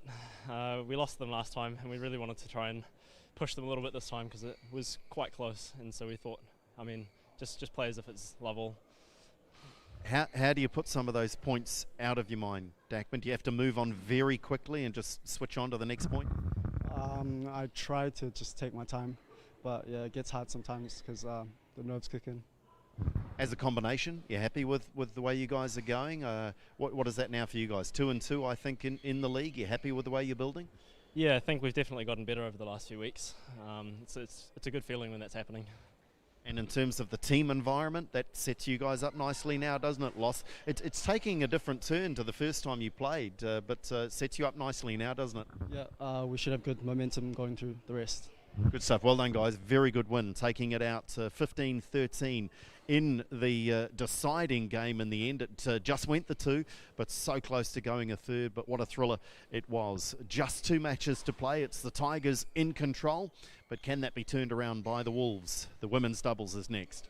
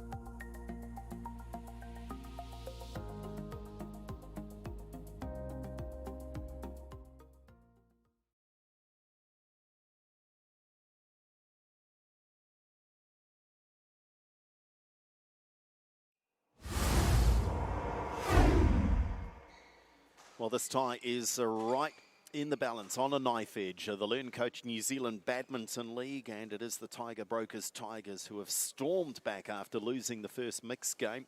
They've won the next three, both singles, and then the men's doubles in a thriller.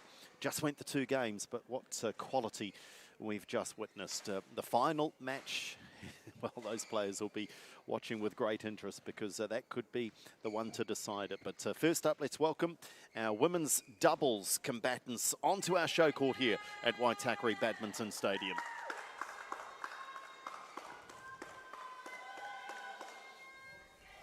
The familiar face of Anona Pak. Is she ever not smiling?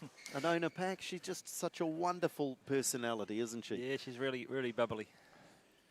And she'll be looking to lead her young playing partner, who already tonight has tasted victory, Rowan Apalasuk, with that first game in the mixed with Oliver Layden-Davis. Kevin Smith is the boss in this one, with Holly Cho, service judge. Well, OnePure Wolves really need to first. have a win here to Heads keep it or alive. Tails. What would you like? You'll serve. You'll take that side. And who's going to receive? That one? Okay, thank you. So when the match gets underway, it will be Palasuk to serve and Sally Fu to receive.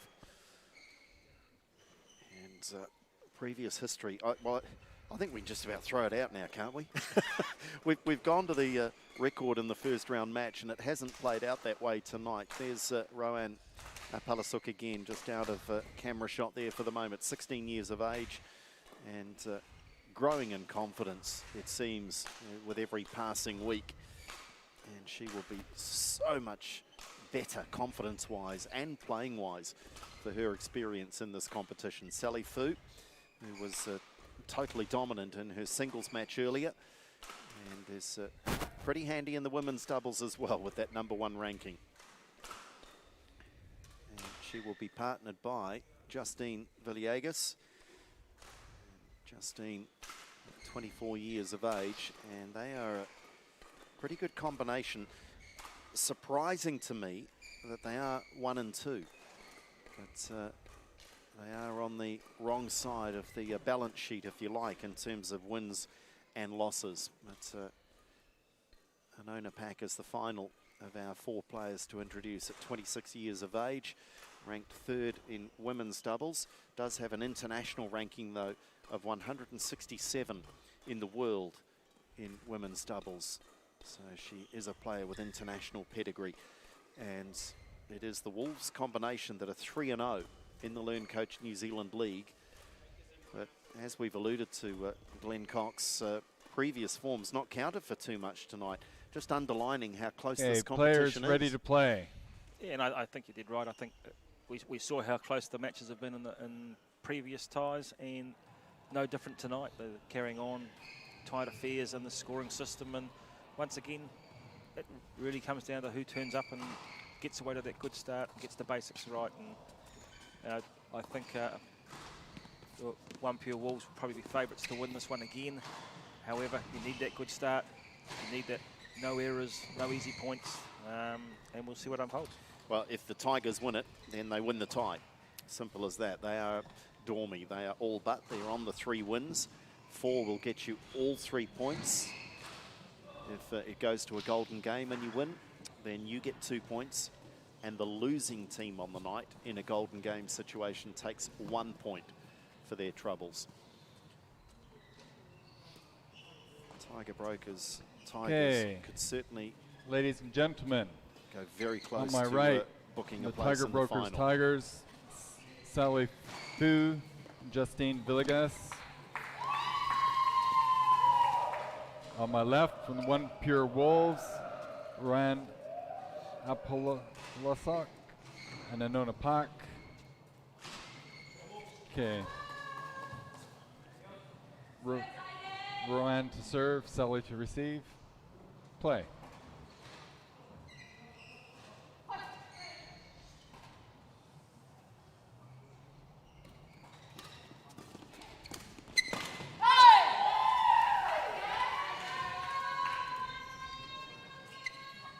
Service over.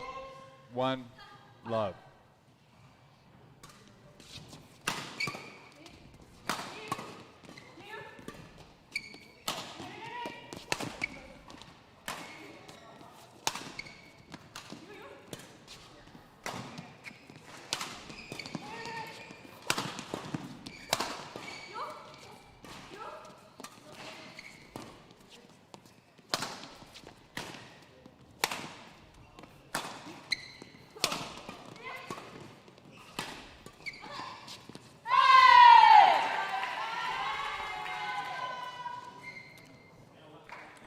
For what it's worth, Two and it may not be love. much, but I think there's a look about the Tigers here. I was just about to say the same thing. I think the Tigers have come to play. Game faces are on.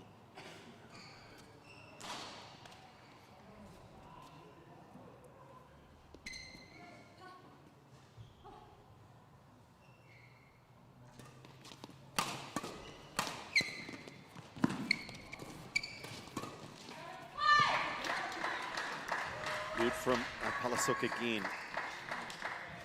If they are to Service win over. the Wolves, she'll 1, need to be 2. strong in and around that front court.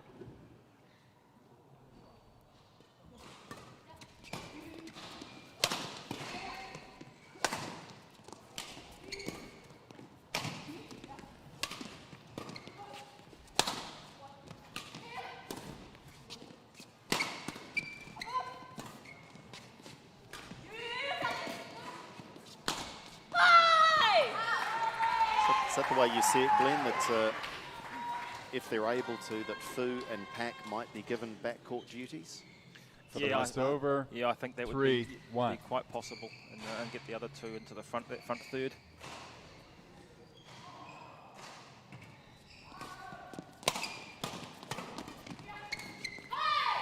No timing there from Villegas. Service over. 2, 3.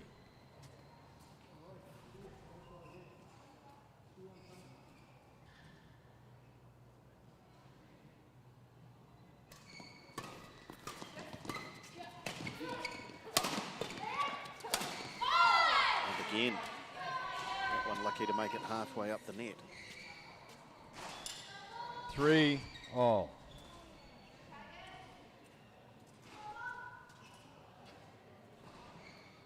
Tigers pretty keen to change the shuttle. And Nona Pak just said to her playing partner, no, we're happy with that one.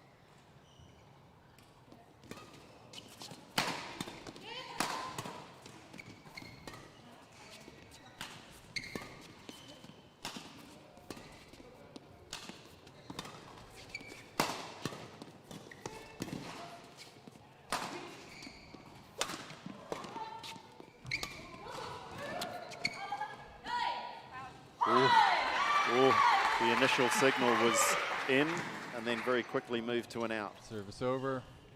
4, 3.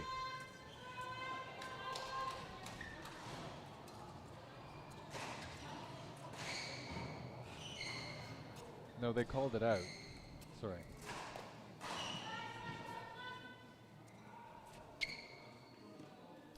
Four, 3.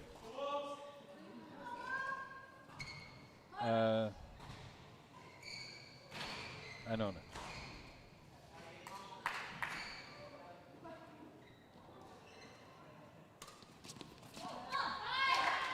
Well long.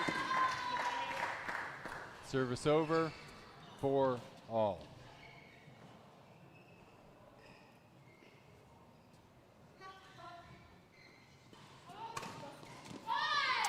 And again, it's the temptation, isn't it? When you jump on that serve, you've just got to 5, back off 4. a little. It's all about doing the simple stuff right first, and then work your way in bits and pieces. But those returns have to go over and in.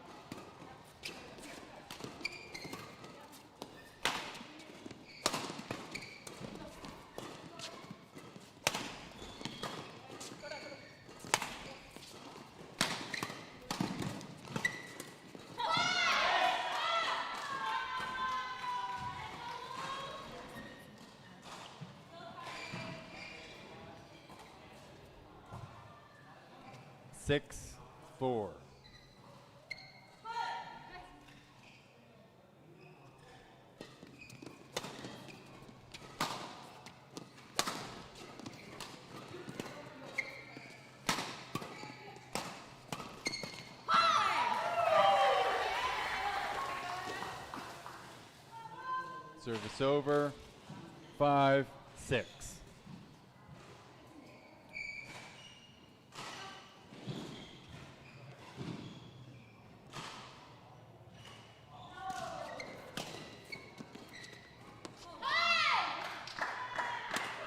Misjudgment. Service over. 7-5. Horrible sinking feeling when you start to see the shuttle fall and you know I've made the wrong call.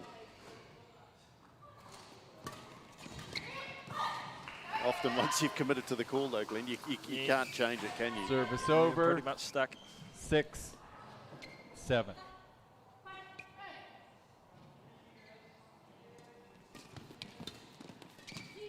Oh, lovely. Very, very quick around that front third is. And then the Service over. 8-6. Chance here to put a meaningful break. His first game.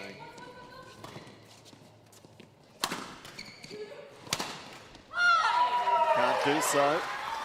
Tigers hanging around.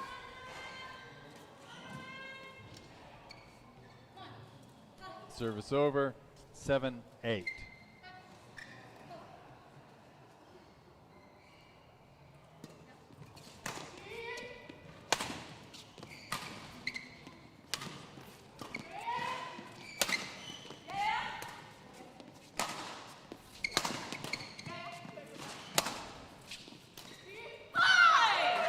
Never playing with enough depth, were they, the Wolves? Never pushing the Tigers back on their heels. 8-all. And the Wolves have gone quite defensive. Suddenly they're starting to lift again.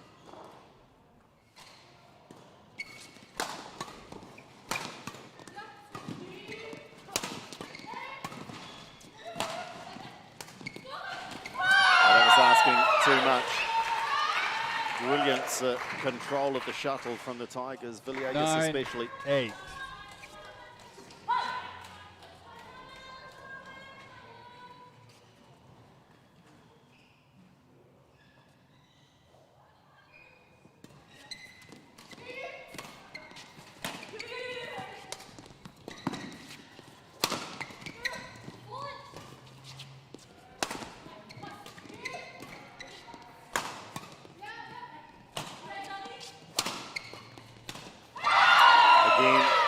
Getting caught with their defensive shots, almost going half court, the Wolves.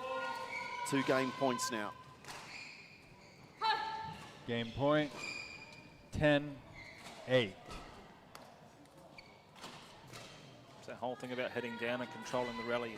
If you can be on attack, so much easier.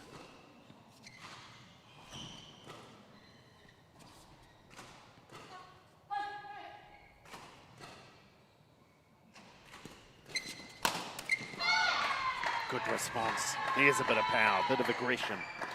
It's been missing for the last 4 or 5 points. Service over. 9-10. Yeah,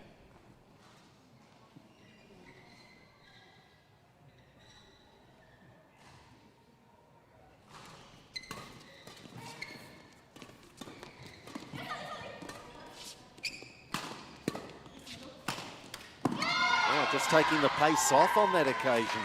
And I think that messed with the timing for Justine.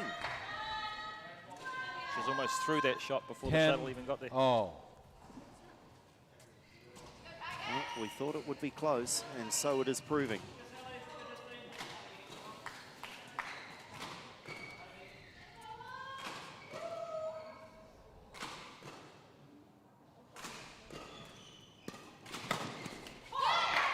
Good serve.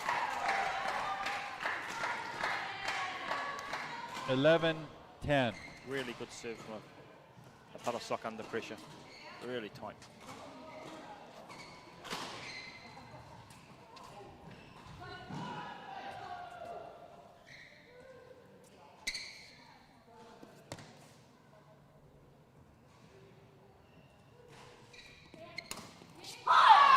Well, using all her experience there, and I think testing the patience of the umpire. Service over. Justine Villegas made Palasuk wait a long time to serve.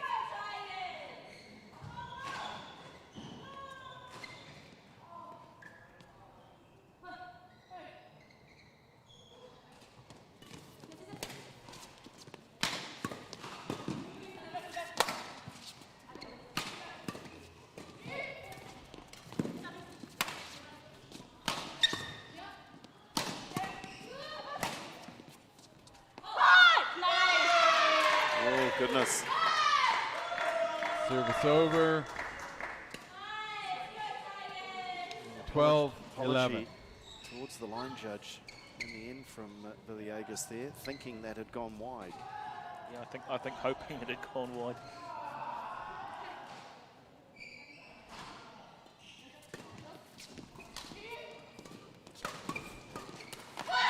Well done, Anona Pack. And they take out the first game. Very close though, could have gone either way. Game arguably, the won by Tigers had the better OnePure Wolves, opportunities there, but 13-11. fighting for their lives in this tie, the OnePure Wolves. And they take out the first game 13-11. Good match though, isn't it? And as I say, chances for both teams. Yeah, and it's always great when you have that sort of opportunity and it goes to and fro, and then finally someone comes out on top. But certainly both pairs had their opportunities and chances in that game. And it is, we talk about the margins, we talk about the very fine line between winning and losing in this LearnCoach New Zealand League. We saw it there. Villegas lets the shuttle drop, and she thinks it's going to drop wide. It catches just the tiniest piece of the line, and that sets up a game point, which Palasuk and Pack were good enough to capitalise on. I'll tell you what, Dakman Vong and Janice Jiang for the Tigers and Josh Feng for the Wolves. They will be keeping a very keen eye on this. Anona Pack will play in the final mix game, so she can control her team's destiny in more ways than one. So the others will be watching very closely, thinking, are we playing to go to a golden game? Or are we playing for consolation only?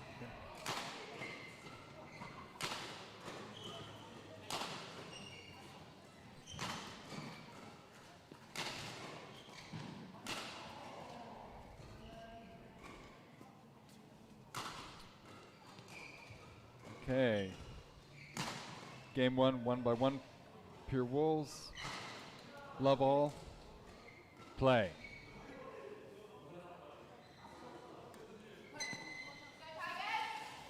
Service over.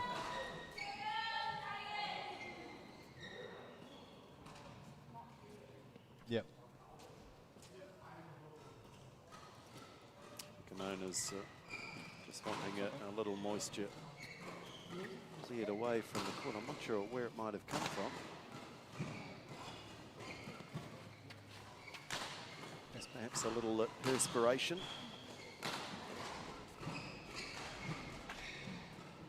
With all the hail that was falling earlier, we were a little worried that was the roof going to hold out. The stadium's in great shape.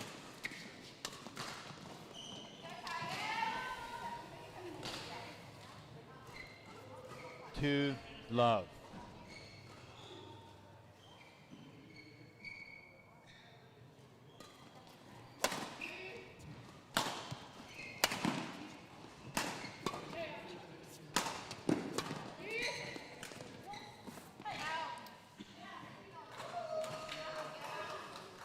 Service over. 1-2.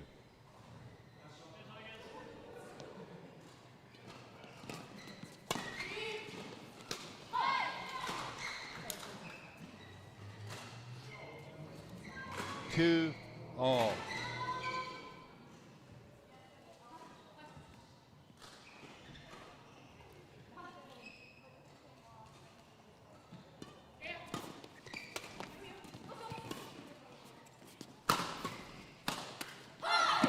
Good teamwork by the Tigers.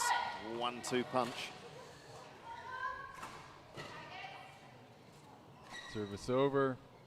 3-2.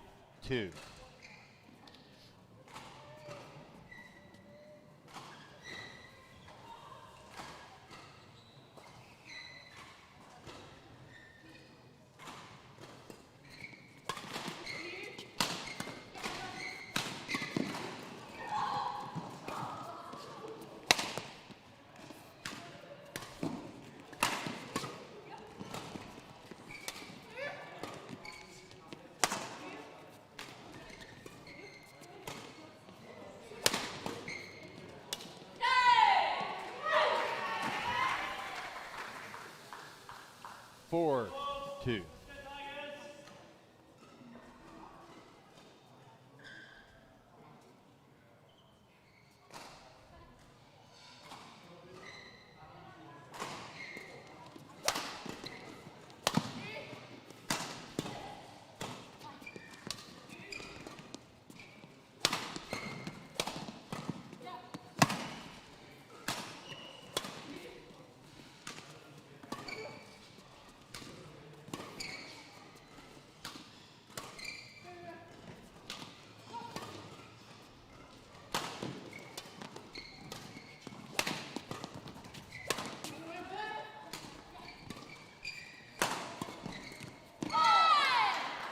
Really clever by Anona Pack. I think she was content with Justine at the back Service over. court for the Tigers. Just 3, to keep her 4. there, keep her pinned back there for most of that rally.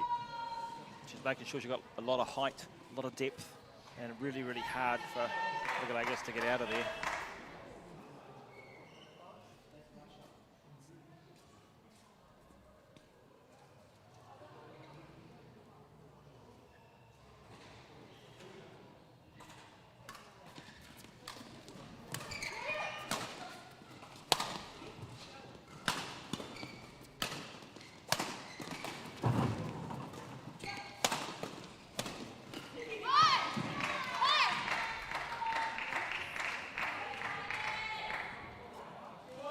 Four all.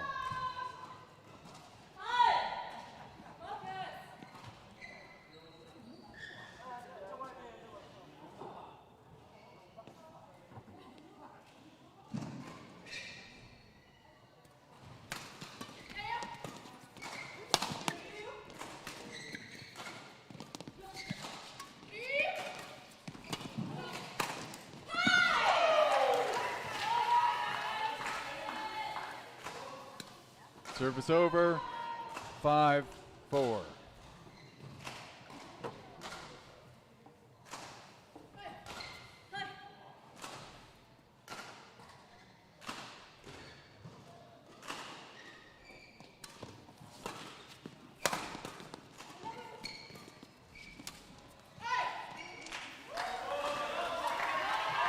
Cross-court drop has to be so 6-4. accurate. It's brilliant when it comes off, but it seems pretty rare, those occasions.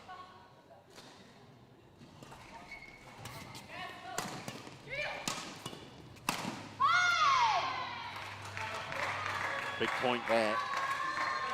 Should have put the smash Service away to go to over. 7-4. 5-6. The first one Fu hit was going up the back. The next one she put in the net.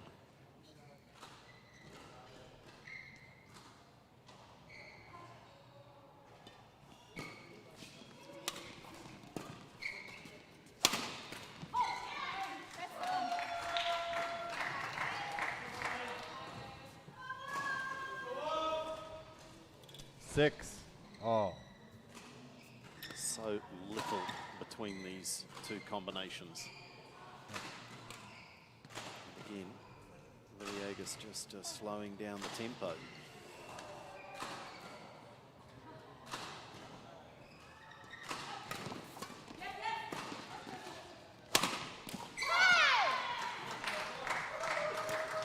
I was just thinking earlier that neither pairing was using the middle of 7-6. the court that much. And suddenly, the Wolves are starting to attack down that centre. Just brings indecision, doesn't it?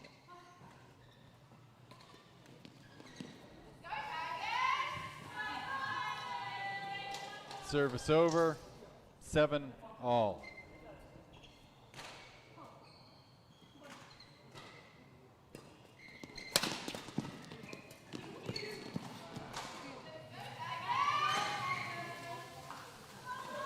Eight, 7.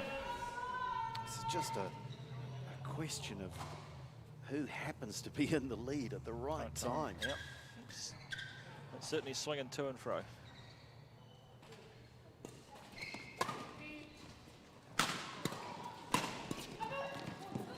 Oh, on the sprint out of the blocks, covering the ground, and Justine Villagers was there at the 9, net.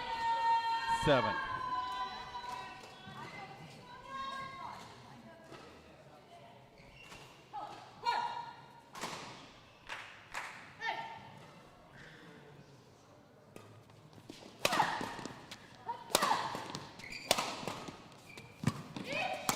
And again. She is bossing the end of the second game. Game point, 10-7. I think that's what they call being in the zone.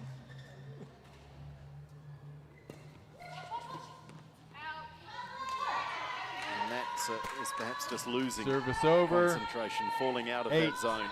8-10.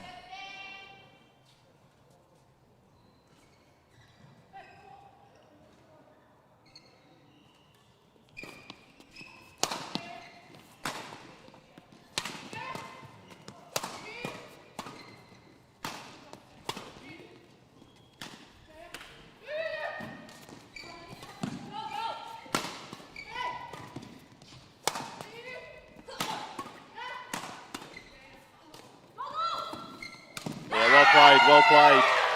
And we are going to go to a third and deciding game. And that really was the Tigers just grabbing that by the scruff of the neck and saying, we are not done Tiger with yet. Brokers Tigers, 11-8. Yeah, I thought the Tigers came through really well on that end of that second game. They really started to attack.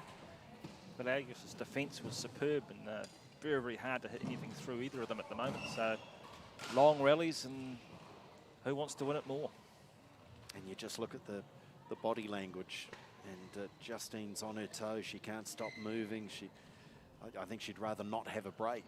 Just get straight back out, turn around, and look at her. She's like a cat on a hot tin roof. But, this one clearly very much in the balance. We knew it was going to be a close match. We gave favouritism for what it was worth on paper to the OnePure Wolves. But quality through all four players, and we're seeing that emerge.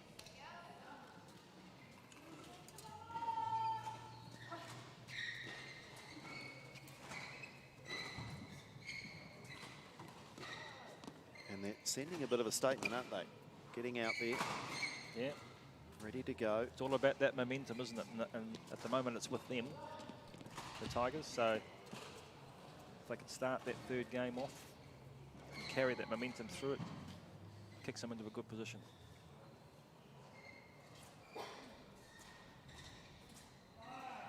Hope you're enjoying our coverage on Sky Sport Next and Sky Sport wherever you are watching. And we know we have an audience all around the world tuning in. Play. The LearnCoach New Zealand League.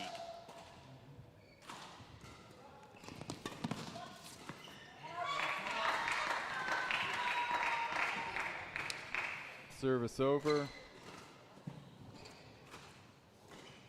1 love.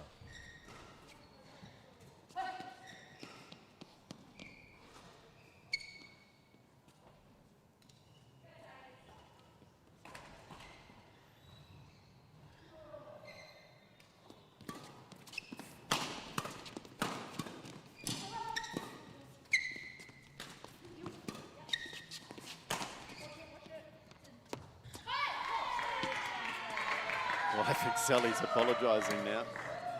2 love. Watch it, she said. And essentially that means, I think it's going long. Fell on the line.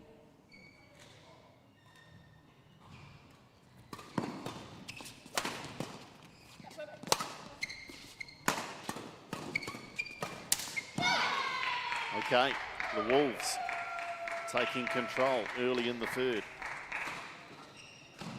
They have to win to keep this tie alive. 3 love.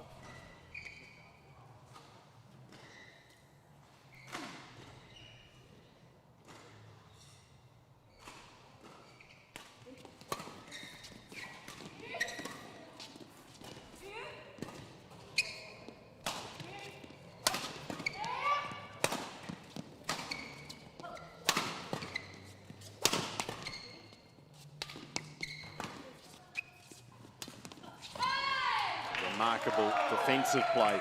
Pack was at full stretch at one point there. Timeout. Tiger Broker Tigers. Yep, there's another Tiger in there.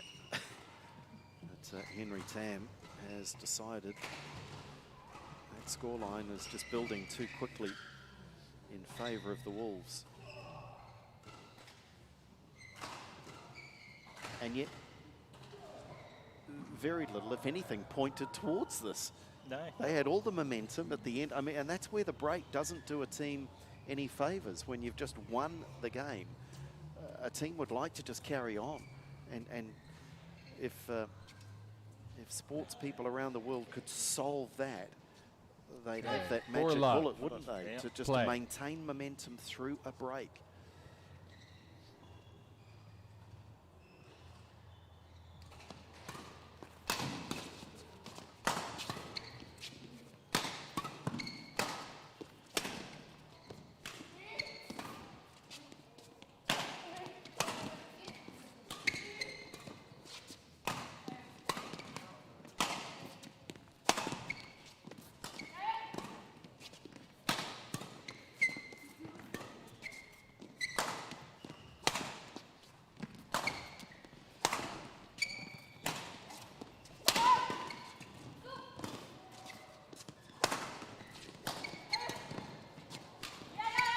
Oh, the angles from Anona Pack, world class.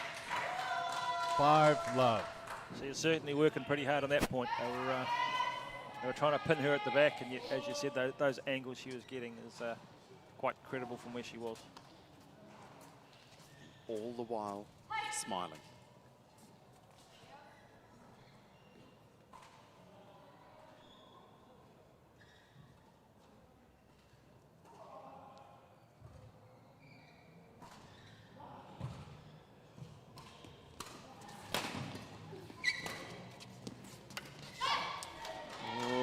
Caught between the devil and the deep blue sea. Shall I leave it? Shall I play a shot?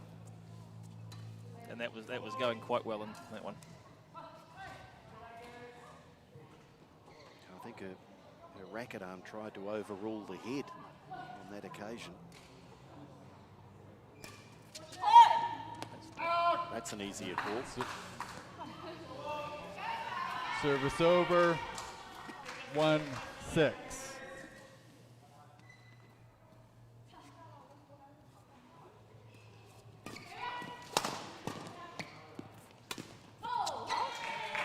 It's suddenly all going Service to pieces over. for the Tigers. 7-1.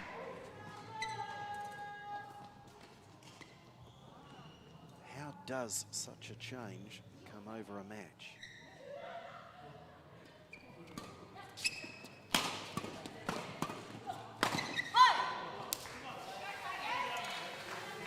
Service over. 2-7.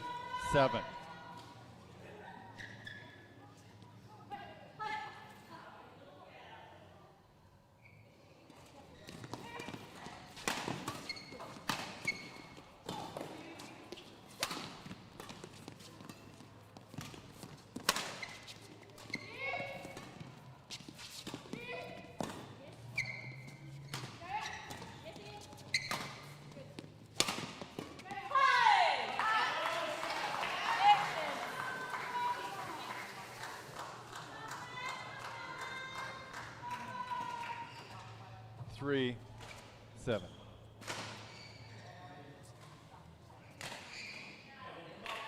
No. Yeah.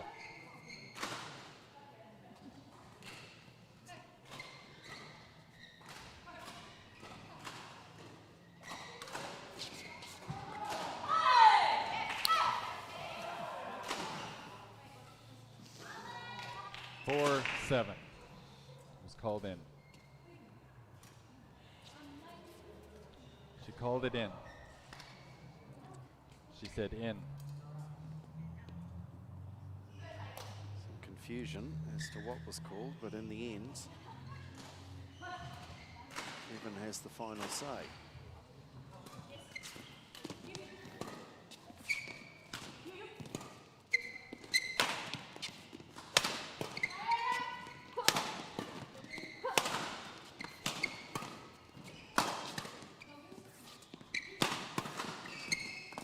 Well played. Combination working in concert together. Really well played. Service over. 8-4. She's able just to intercept that, take the pace off it, keep it nice and tight to the net, and able to get there.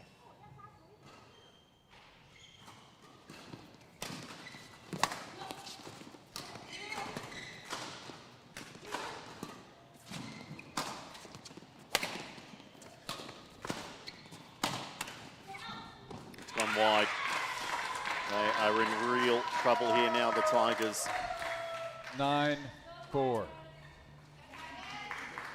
Apalasuk and Pack are unbeaten in the LearnCoach New Zealand League. 3-0 their record as appearing.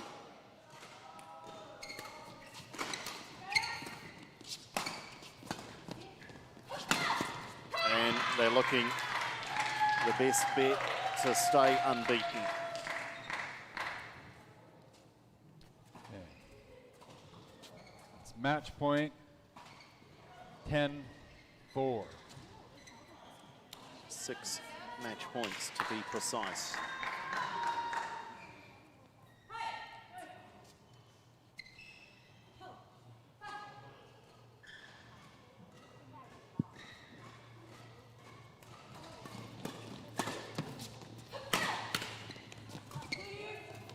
They only need one of them. Well, dominant display in game 3, and that's the sign of a champion team. They dropped the first one. I apologise, they won the first one, then dropped the second OnePure Wolves. to 11-4. 13-11. Suddenly the Tigers just lost their way in the early stages of that game 3. And what it does do is set the tie up beautifully going into the 6th and final match. But they've been good right through this league, haven't they? The Wolves in this women's doubles. Yeah, and as you pointed out, for the Tigers to come off that 11-8 win in that second game and then fail to really kick into that third game, unfortunately, is a really interesting change in momentum from the two pairs. But yeah, a really intriguing game. Some really fantastically long rallies in there with some great defence.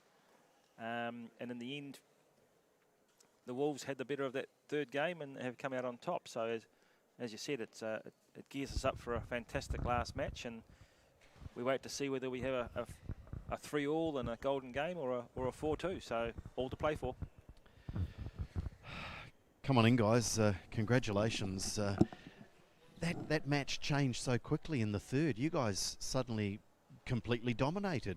Did you change anything? Did you notice anything different? We just kept it simple. So Fanny just said, keep it simple, focus on less mistakes. So that's what we focused on instead of all the other factors that are affecting on ourselves. Yeah. And you're enjoying these tough three-game matches. Well done. And again, great to have these experienced playing partners. So it must be a wonderful experience for you.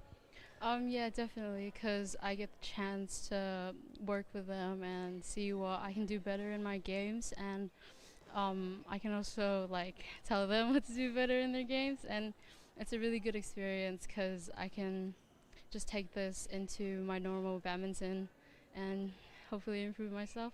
Yeah, well, absolutely. We're seeing that improvement, and importantly, from the point of view of the tie, that keeps you alive going into the last game. I don't want to talk to you for too long because you're going to be in that last game. What have you got for us? Are you looking forward to it? Yep. So working together with Josh, we're going to fight our way through. Good stuff. Well done, guys. Congratulations. Winning. They continue winning. They're unbeaten in the women's doubles. Rowan Apalasuk and Anona Pack, and that sets it up now. The last match means everything. Can the Wolves win it and force a golden game? We're about to find out.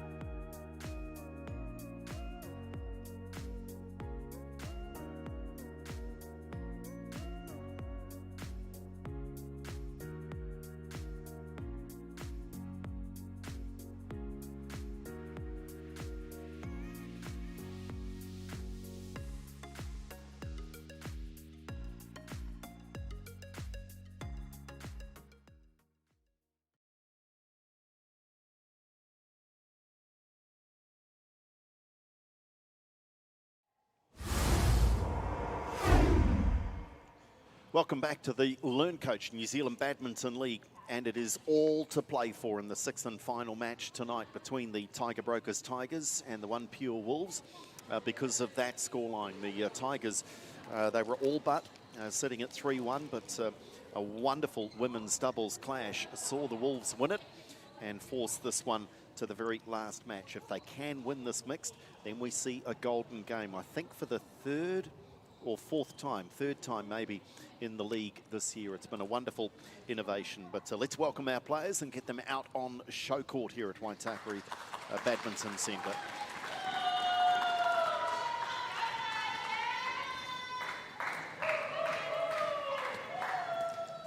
I tell you, it's like a guarantee that when the budget rolls around, taxes are going to go up, and Anona Pak's going to be smiling as she walks onto court. She's just come off court in that women's doubles, and now will partner with Josh Feng in the mixed. Whilst for the Tigers, it'll be a fresh combination in the sense that Dakman Vong has had the last 40 minutes or so off court, and for Janice Jiang, it's her first appearance tonight. Holly Cho, the umpire for this one. Black chairs.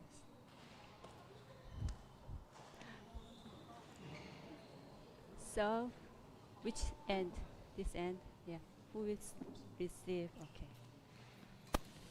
So Anona will serve, Dakman will receive when this match gets underway, and that'll be 2 minutes away from now. Chance to make our final introductions to players that by now perhaps are very familiar to you, but for those joining us for the first time, that is Dakman Vong, 20 years of age, mixed doubles ranking of 7 in the country, and already tonight has experienced victory with Jonathan Curtin in the men's doubles. And on the far side, certainly doesn't need any introduction, having just played in that women's doubles, Anona Pak. This is arguably where she's most at home. Of course, these days also playing international mixed with Oliver Layden-Davis, #1 ranked mixed doubles player in the country. And she will play alongside 18-year-old Josh Feng, who played in the singles earlier and was beaten by Edward Lau. At 18, understandably, his rankings are on the rise, but still ranked at 19 in the country in the mixed. And there's our first look at Janice Jiang tonight, 17 years of age, and has that New Zealand ranking of 10, which is no mean feat to be top 10 in the country while still very much a teenager. Okay, pressure, tension, the decider. Both teams know the Tigers are playing to take all 3 points. The Wolves are playing for their lives to try and at least get a share of the points and push it to a golden game. Who do you fancy in this one? We've got essentially a newish combination. Pak and Feng have played once in the league for 1 win, but new. It's a change from last week. So what do you make of it? And Vong and Jiang, they have a 2-1 record in the league. Yeah, it's interesting on both pairs. You've got 2 experienced players and Vong and Pak on either side. Then you've got 2 of the development up-and-coming players and Feng and Jiang. So it'll depend on how the more senior players take control and get the pair moving. And then really, once again, it's a 50-50 call. It depends who picks up and goes on the day as to who comes out on top. And I mean, we're exactly the same position as we were in the first match when they played in that first week. We're at 3-2 in favour of the Tigers. They came out with a 4-2. Does it go 3-all this time? We'll know in about 15-20 minutes. In the first round, when they did clash, it was Dakman Vong and Janice Jiang, but they played against Anona Pak and Evan Wong. And on that occasion, it was the Tigers 11-7, 11-6. On my right, Tiger Brokers Tigers, represented by Dakman Vong, Janice Jiang. On my left, OnePure Wolves, represented by Joshua Feng, Anona Pak. OnePure Wolves to serve, Anona Park to Dengmen Bong. Love play.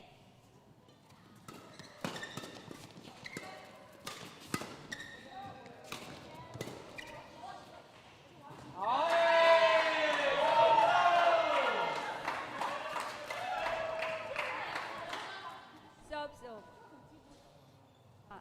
Sorry. 1. Love.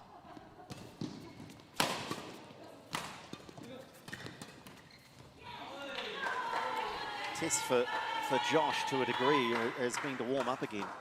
It's been a good hour or so since he was on court. And no doubt has cooled down, warmed down.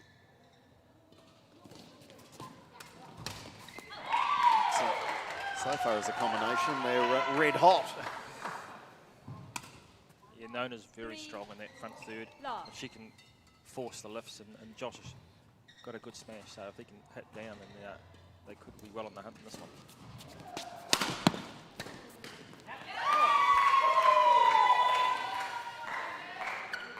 Serves over. 1-3.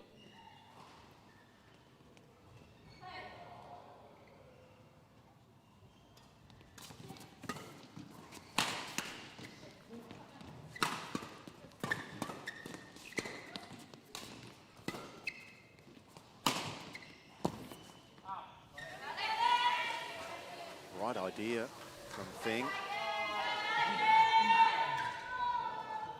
2, 3.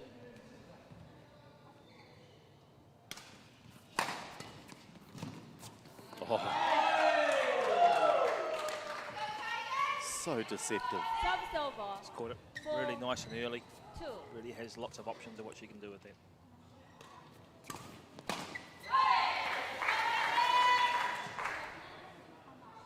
Serves over. 3, 4.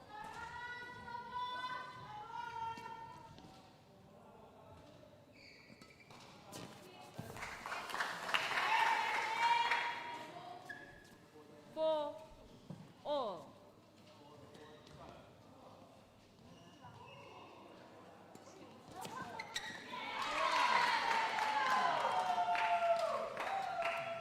Serves over. 5. You get the net roll running one way in one point, and then it rolls the other way in the next point. Evens itself out. 5, 4.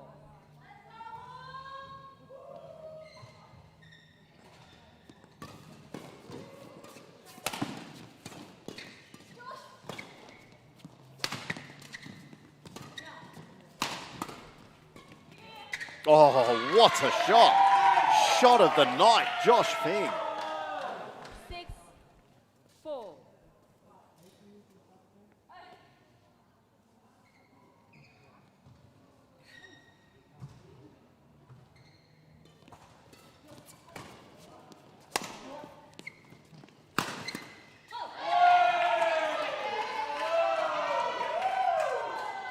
Really good solid start from the Wolves. 4.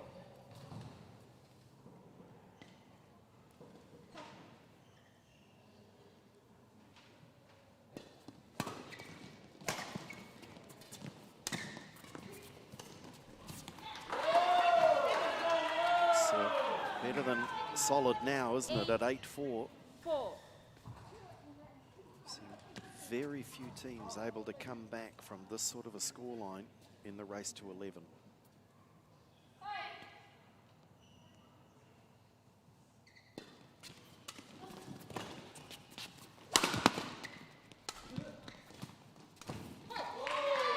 It's fascinating too, because it's about now you'll start to see in the back of our shot, you'll see players start to warm up, stretching. Here we go. Rowan's trying to stay warm, having just come off court. Oliver Layden-Davis sitting alongside Fanny Megawati. 6 game points for the Wolves. Game point 4.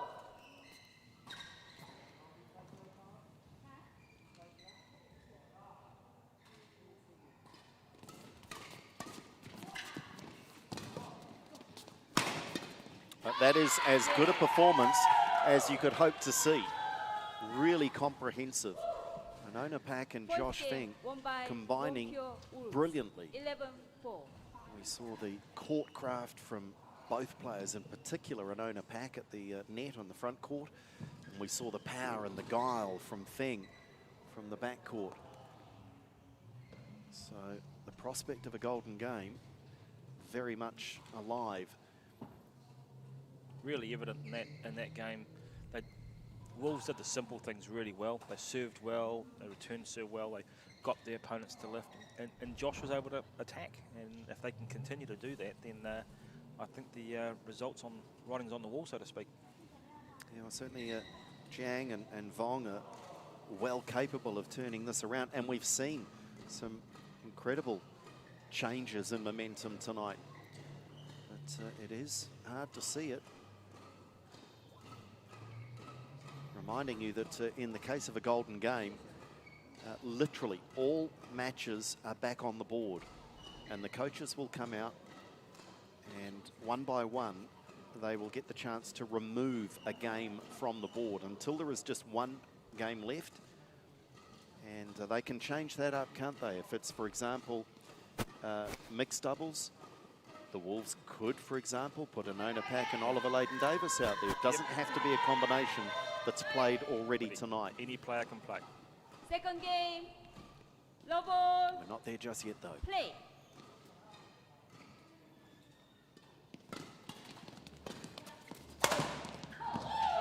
The normal service has resumed. Just a continuation from game one. 1 love.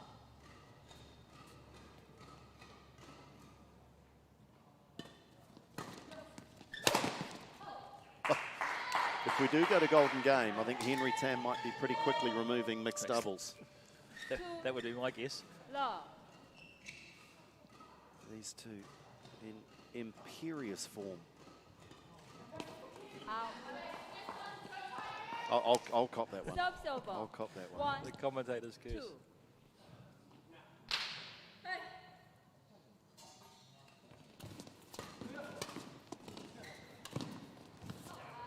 That's just too good. There's little that Vong and Jiang can do, it seems. Serve over. 3, 1. Oh, what play, Janice Jiang. Reflexes, Serve over. very quick. 3.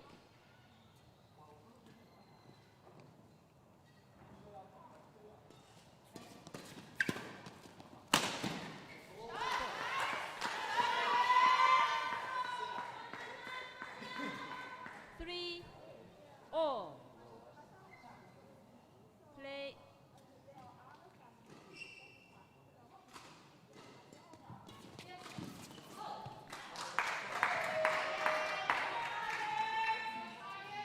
Serves over. 4, 3.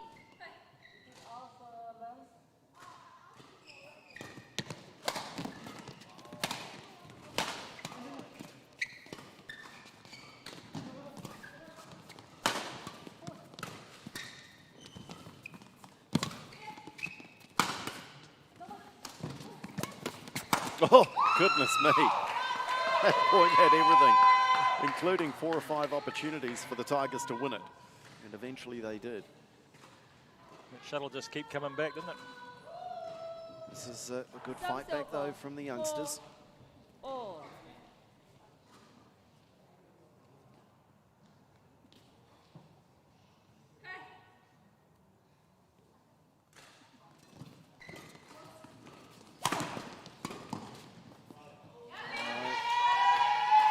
Just not enough angle.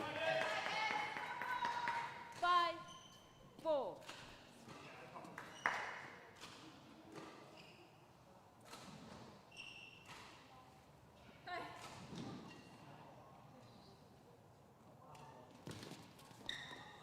I thought about going over. In fact, I think Josh Feng looked to the umpire for confirmation that it hadn't. 6, 4.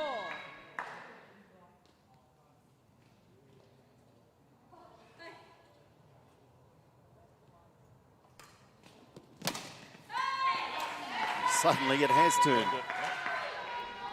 3 quick points. 7-4. Great composure here from Zhang on serve, just mixing it up.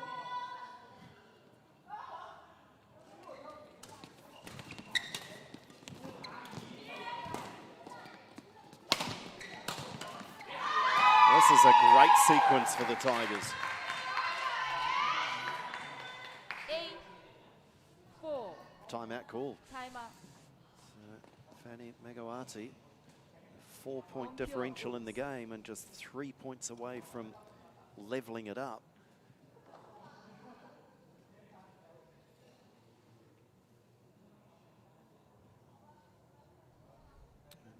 Fanny, I think just judging on the body language and what we're seeing, I think perhaps one of the more technical coaches in these timeout situations looks to be talking very much from a tactical point of view, looking to identify something very specific that she wants to change. I think she's talking about their lifting too much. Looking at how she's portraying her arms and bits and pieces. They're lifting and losing control and losing the ability to control the point with the attack. We'll see if things change. 8-4. Play.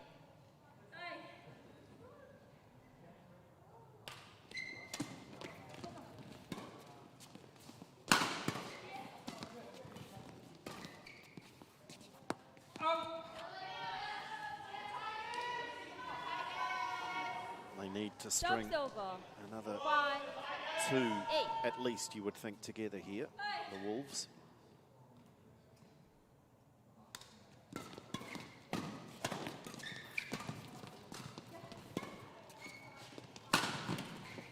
Good power from the back of the court from Vong. Subs over. 9-5. Play.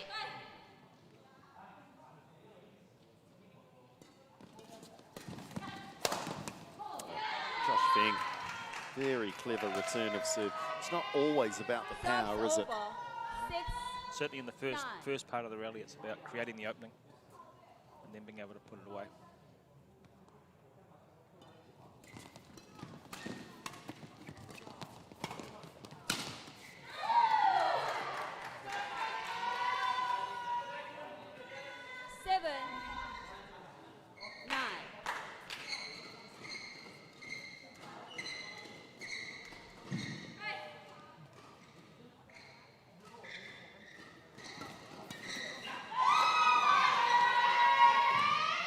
A little sigh of relief, a little breathing room now with 3 game points for the Tigers.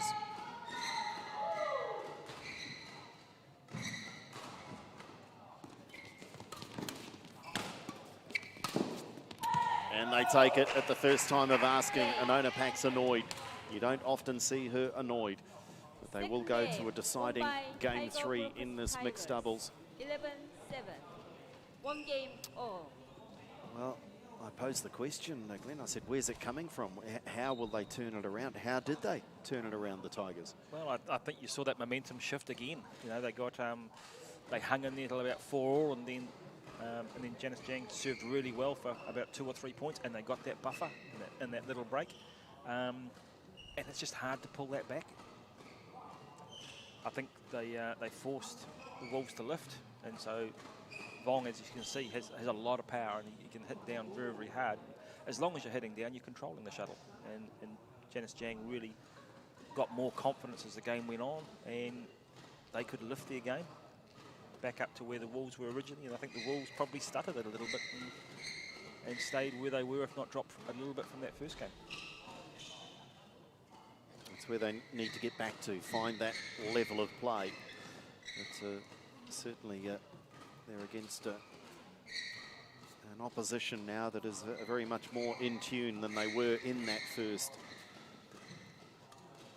If the Tigers win, they take all 3 points. They will win the tie 4-2.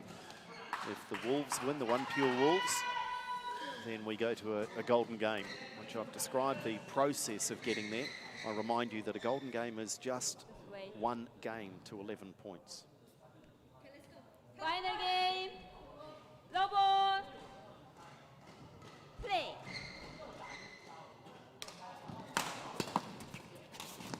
Oh, lovely. Power and then disguise. Service over. 1 love.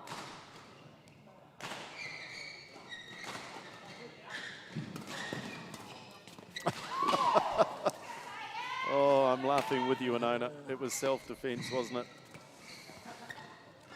Nothing she could do. Service over. 1 all.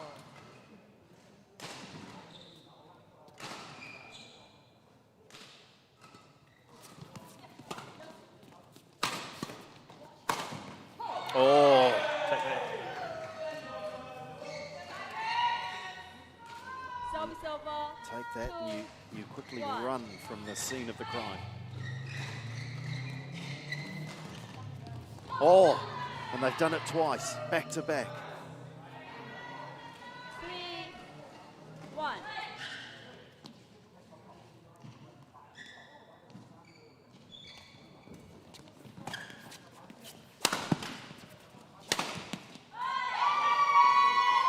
Got the angle as well as the power there, didn't he?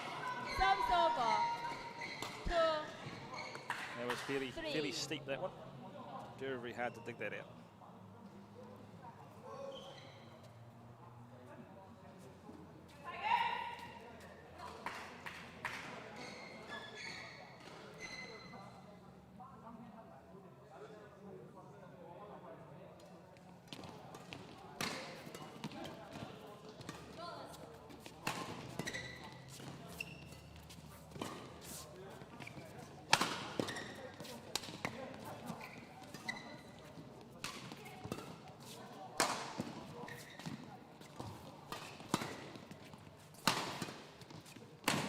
Yeah, just got pushed a little too far inside out there, Feng.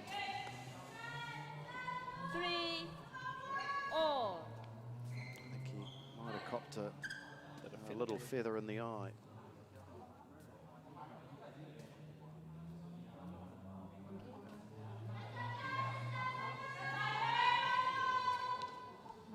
Play. That early lead has evaporated.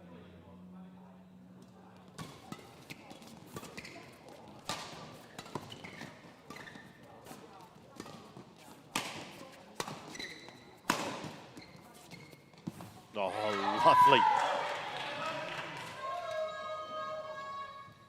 Service over. 4 3. Play.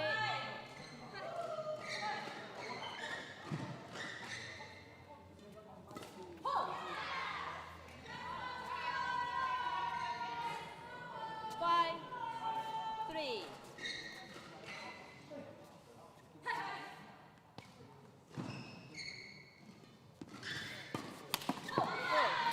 I can tell you that the warm-ups of the other players on the outer courts here have just got a little more intense. Time out. Henry Tam perhaps wants to give them an opportunity to warm up even more because he's called timeout. That gives us a chance to just to highlight what's coming up next week as we get towards the business end of the LearnCoach New Zealand Badminton League. Tigers will play the Hawks. Will that be an outright top-of-the-table clash? And the Dragons, Huawei Dragons, up against the OnePure Wolves. And you would think, regardless of what happens tonight, that becomes must-win. The Huawei Dragons and the OnePure Wolves. The loser of that, you would think, is going to be out of the picture as we look to try and find a top two with the Tiger Brokers Tigers and the Hey Tour Group Hawks. But again, great badminton in prospect next Tuesday and Wednesday night on Sky Sport Next and on Sky Sport 9. And if you would like to come and join us live in person, then come on down. Free entry at the Waitakere Badminton Centre in Massey. So get along. Put your warm jacket on, mind you, but come along and see it.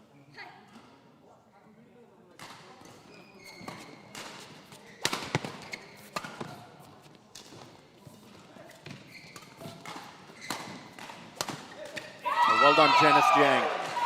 That cross-court drop has been such a weapon for Pak, but Jiang read it. 4 6. That little timeout worked again. Broke that run.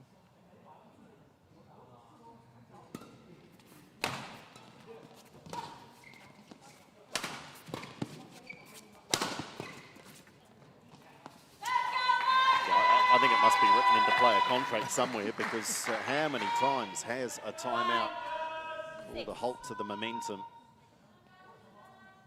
Still trail though. Oh, quick hands. Brilliant stuff, Josh Feng. Serves over. That's just pure hand-eye coordination. Yeah, I think the racket was flashing about the same time as the shuttle was coming back, so you'd be very happy with the outcome of that one. 7-5.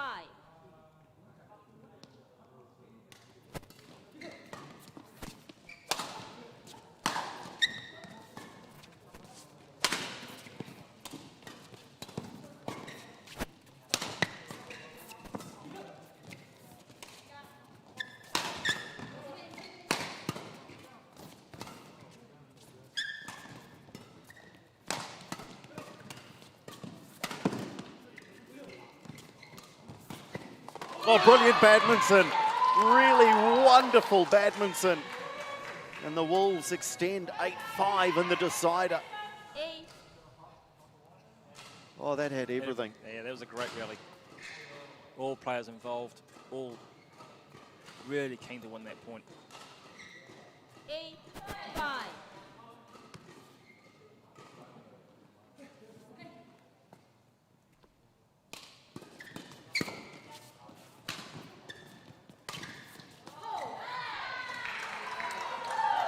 Golden game now looks very likely. 9-5. And Anona just slowing things, making sure that the younger playing partner's ready. Serves over. 6-9.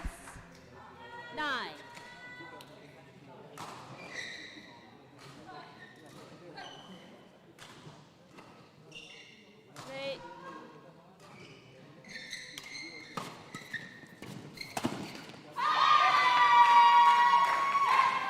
And this match, indeed this tie, is it taking yet another twist, another turn?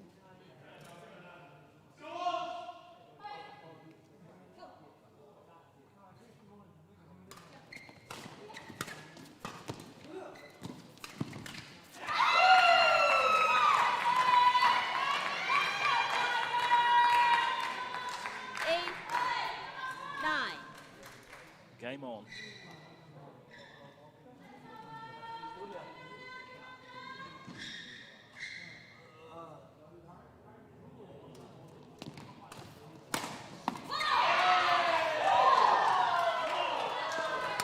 Serves over. Another break in momentum. Match point. Brings up match 8. points. Let's call it golden game point, because if they win this, the Wolves, we go to a golden game.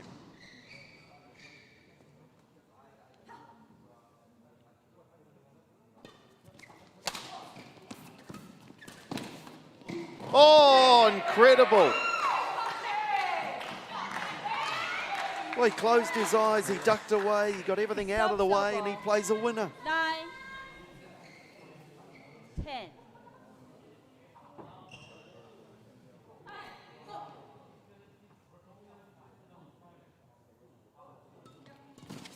Oh, and then they pounce and win it. Josh Feng, the Wolves, brilliant. What a display. Absolutely stunning mixed from both pairings. There can only be one winner, and it is the OnePure Wolves, Feng and Pak, who take it out 11-9 in the third. And we are headed to golden game. But for the moment, let's just bask in this one. That was superb mixed doubles. Yeah, that was really exciting, and under the conditions of the tension of what it meant to win that game, both pairs played really, really well. Momentum swung both directions, and even up to the last minute and a half of that match, that could have gone on anyone's court. So off we go to golden game. So we work the process of elimination and see what matches are eliminated by each coach, and we'll end up with one. And 1 game to 11 will be the decider of this tie. And so we wait to see once the players leave the court and come off and talk to Andrew, and then we'll work through the process of elimination to see what games will be played. But a really great game of mixed doubles, that one.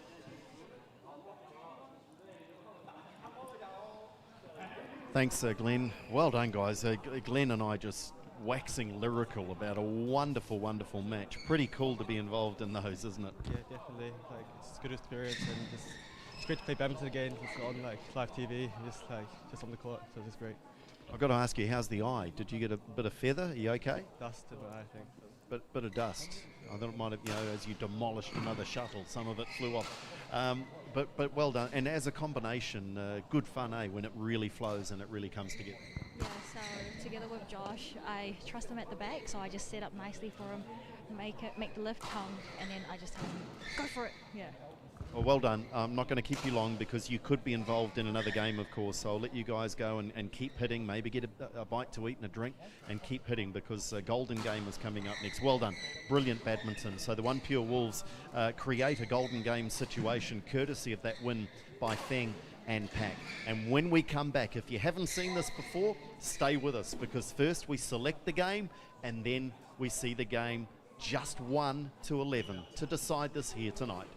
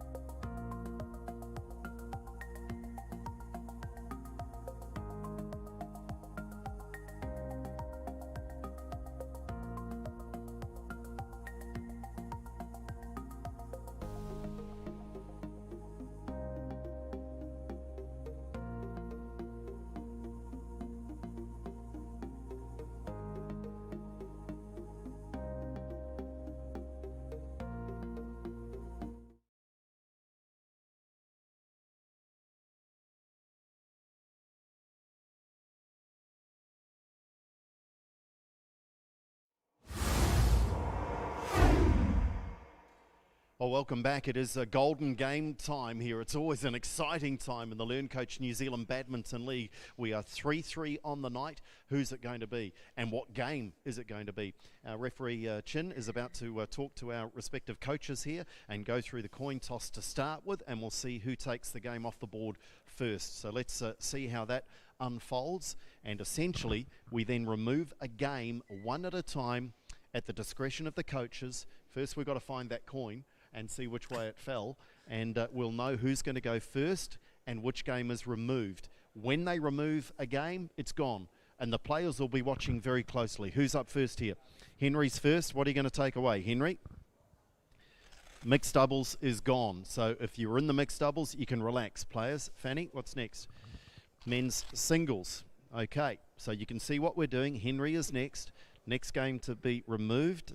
They will have thought of this. They will have prepared. Now, it's your decision. Which one are we going to leave on the board? It is men's doubles. So men's doubles. So the players will be preparing. I'm not sure if that applause is from players not involved in the game or involved in the game. Thanks, guys. It's all on in the golden game. I'll get a couple of comments from you now, Glenn. Men's doubles. Of course, the first question is who comes out? An existing combination, or do they change it up? Yeah, well, I guess if you looked at the strengths of both sides, it's not too surprising that that's where it's ended up. I mean, the Tigers are very strong in singles. Very strong in the singles component, and obviously that was removed by OnePure Wolves. And then the ladies doubles and the mixed doubles was a real strength of the Wolves, and that was removed by the coach from the Tigers. So down to the men's doubles. It will be interesting to see if there's any changes in the player personnel. But in both matches they've had, one's gone one way, one's gone the other. So we're in for an exciting golden game of 1 game to 11 points. And just getting confirmation, Glenn, we've got Jonathan Curtin and Dakman Vong, and Oliver Layden-Davis and Evan Wong. So I'm just looking at my notes. I think that's as per, isn't it? Yep. So, and that was a thriller. These two combinations have had some wonderful battles already. This will be the 3rd time that they've played, but of course the first time in a golden game. Just 1 game. It's a sprint. It's a sprint, and that's why we're 3-3 on the night, and we go to the decider. So what it means in terms of the points table as well, I'm not sure if we can bring that points table up and just have a look, because there we go, perfect timing. The Heitua Hawks on 7 points, the Tiger Brokers Tigers, now if they win, they'll only get the 2, so they would go to 9. Huawei Dragons are on 4, and the OnePure Wolves, if they were to win, again, they get the 2, they go to 5. You've lost the opportunity to get all 3 points when you go to a golden game, because essentially the loser of the golden game does get 1 point for that loss. So it's fascinating to see how this will play out.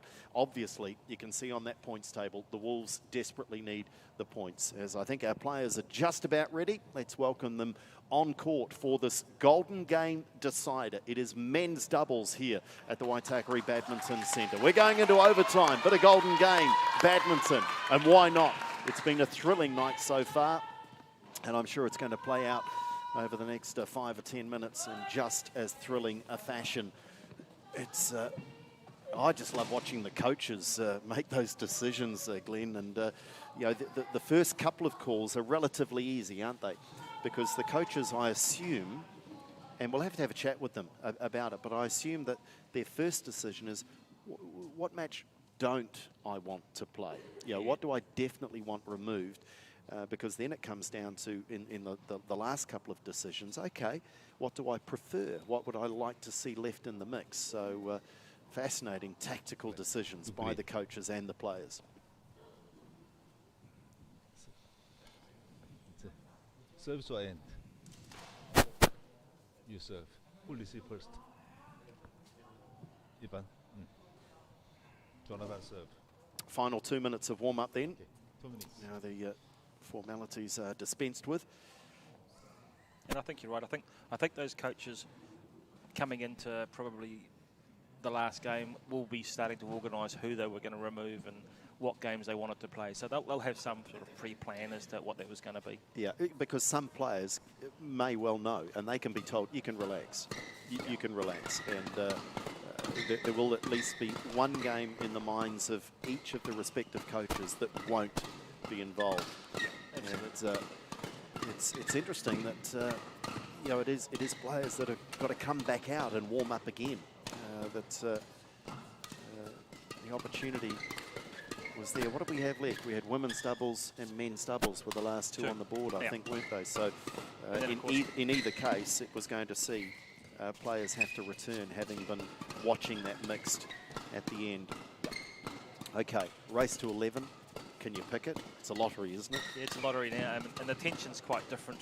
The environment has just gone up, you know, a good couple of levels compared to what they played initially in the tie previous.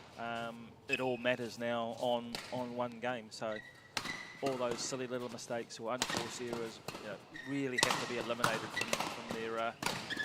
from their matches, so that they make them earn everything they get, because you just don't have that many points to play with.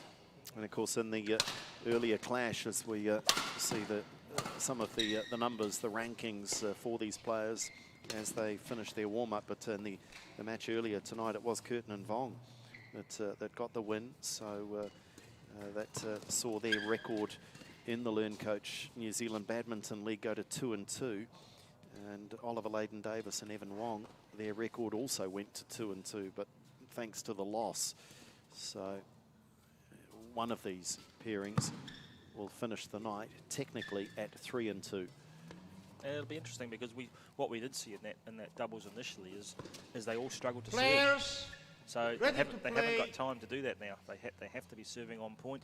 They have to be returning and serving accurately and straight away, and they can't let either side get too big a lead. What's the approach here? Be brave or be cautious? Eliminate the unforced errors or go for winners? I'd like to say a combination of the two. I think you've got to, you can't make silly and basic mistakes, but you've got to go for it. You just haven't got that many points to sit back on.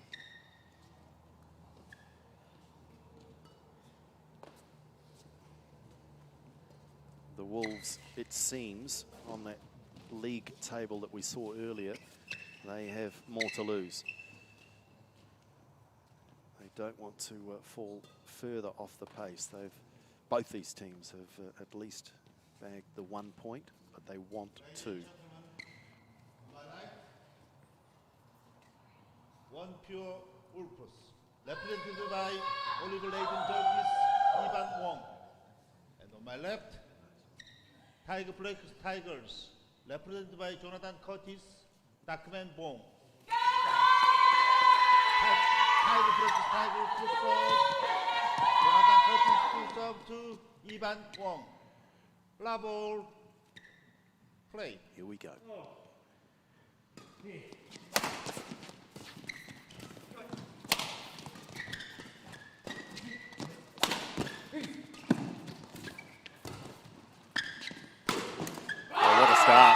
What a start.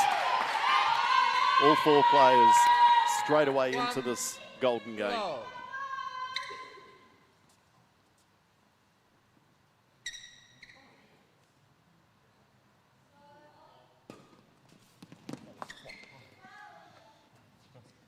Out.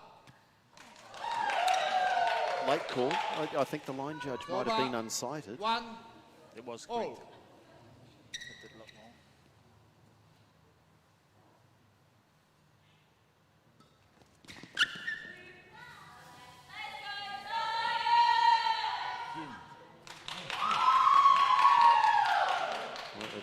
Another late call, and Jonathan Curtin doesn't like it, but has to get on with it. I must admit, I thought initially that had fallen short.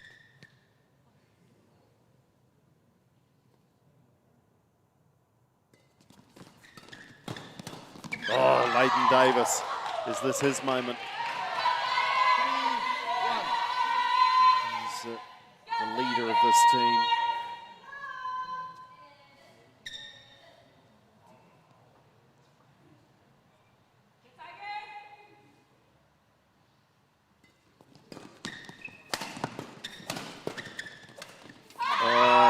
Got a little tangled up, didn't he? Got out of rhythm.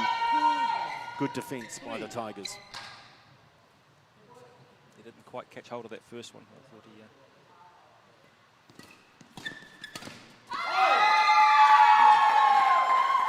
Of course, we'll find the MVP as well. The Crystal Ashley Designs MVP at the end of this one. $100 and the trophy.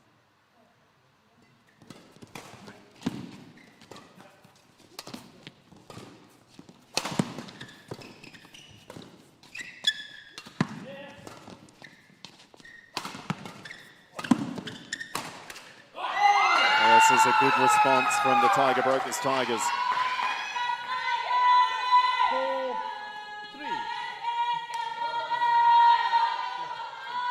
3-1 down, and they rattle off 3 points in succession.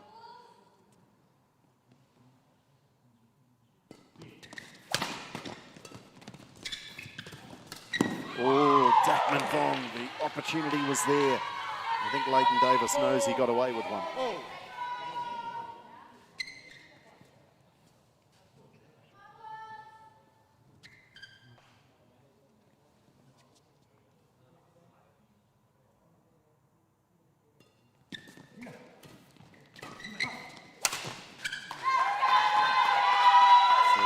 Sure sign of tension, and a smash from mid-court goes halfway down the net. I'm not actually quite sure why he came back. He had Leighton Davis really right behind him, ready to launch into that.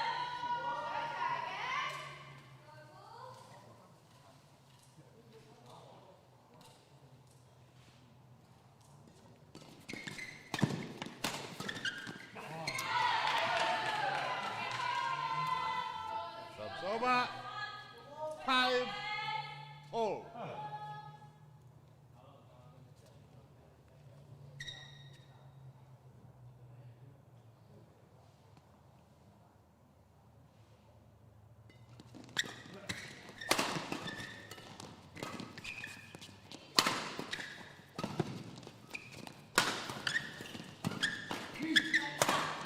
Oh, Leighton Davis had his best there. I think there might have been a little confusion at one point, but gee, covered some court, didn't he? Really flattened out that smash and got the weak return for Wong to have that half-court weak lift and put it down the middle. Knowing where the serve is going, absolutely crucial.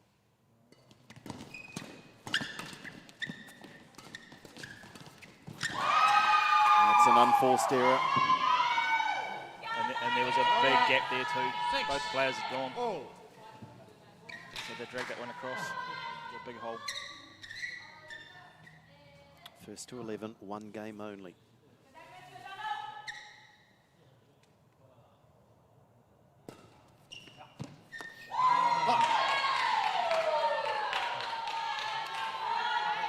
That's tension.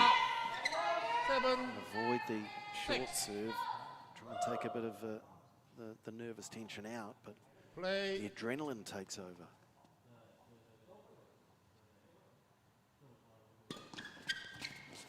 And again. Service over 7-all.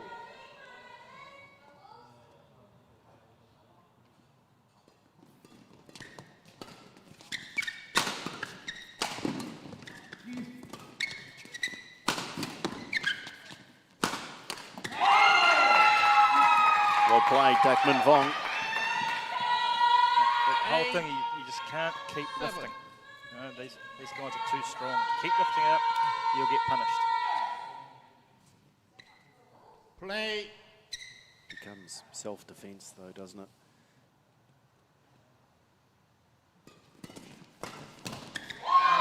Risk and reward. And so there was no reward on that occasion for Curtin.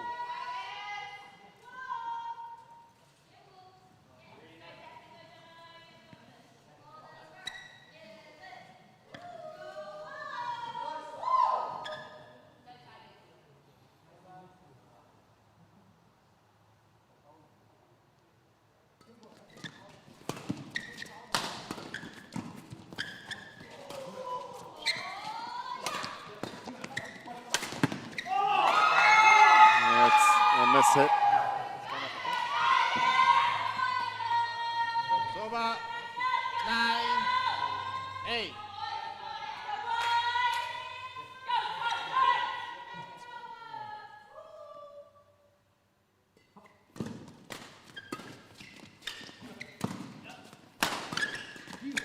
Oh, well played, Curtin. Brings up 2 golden game points and essentially 2 tie points 10, now. 8. Match point.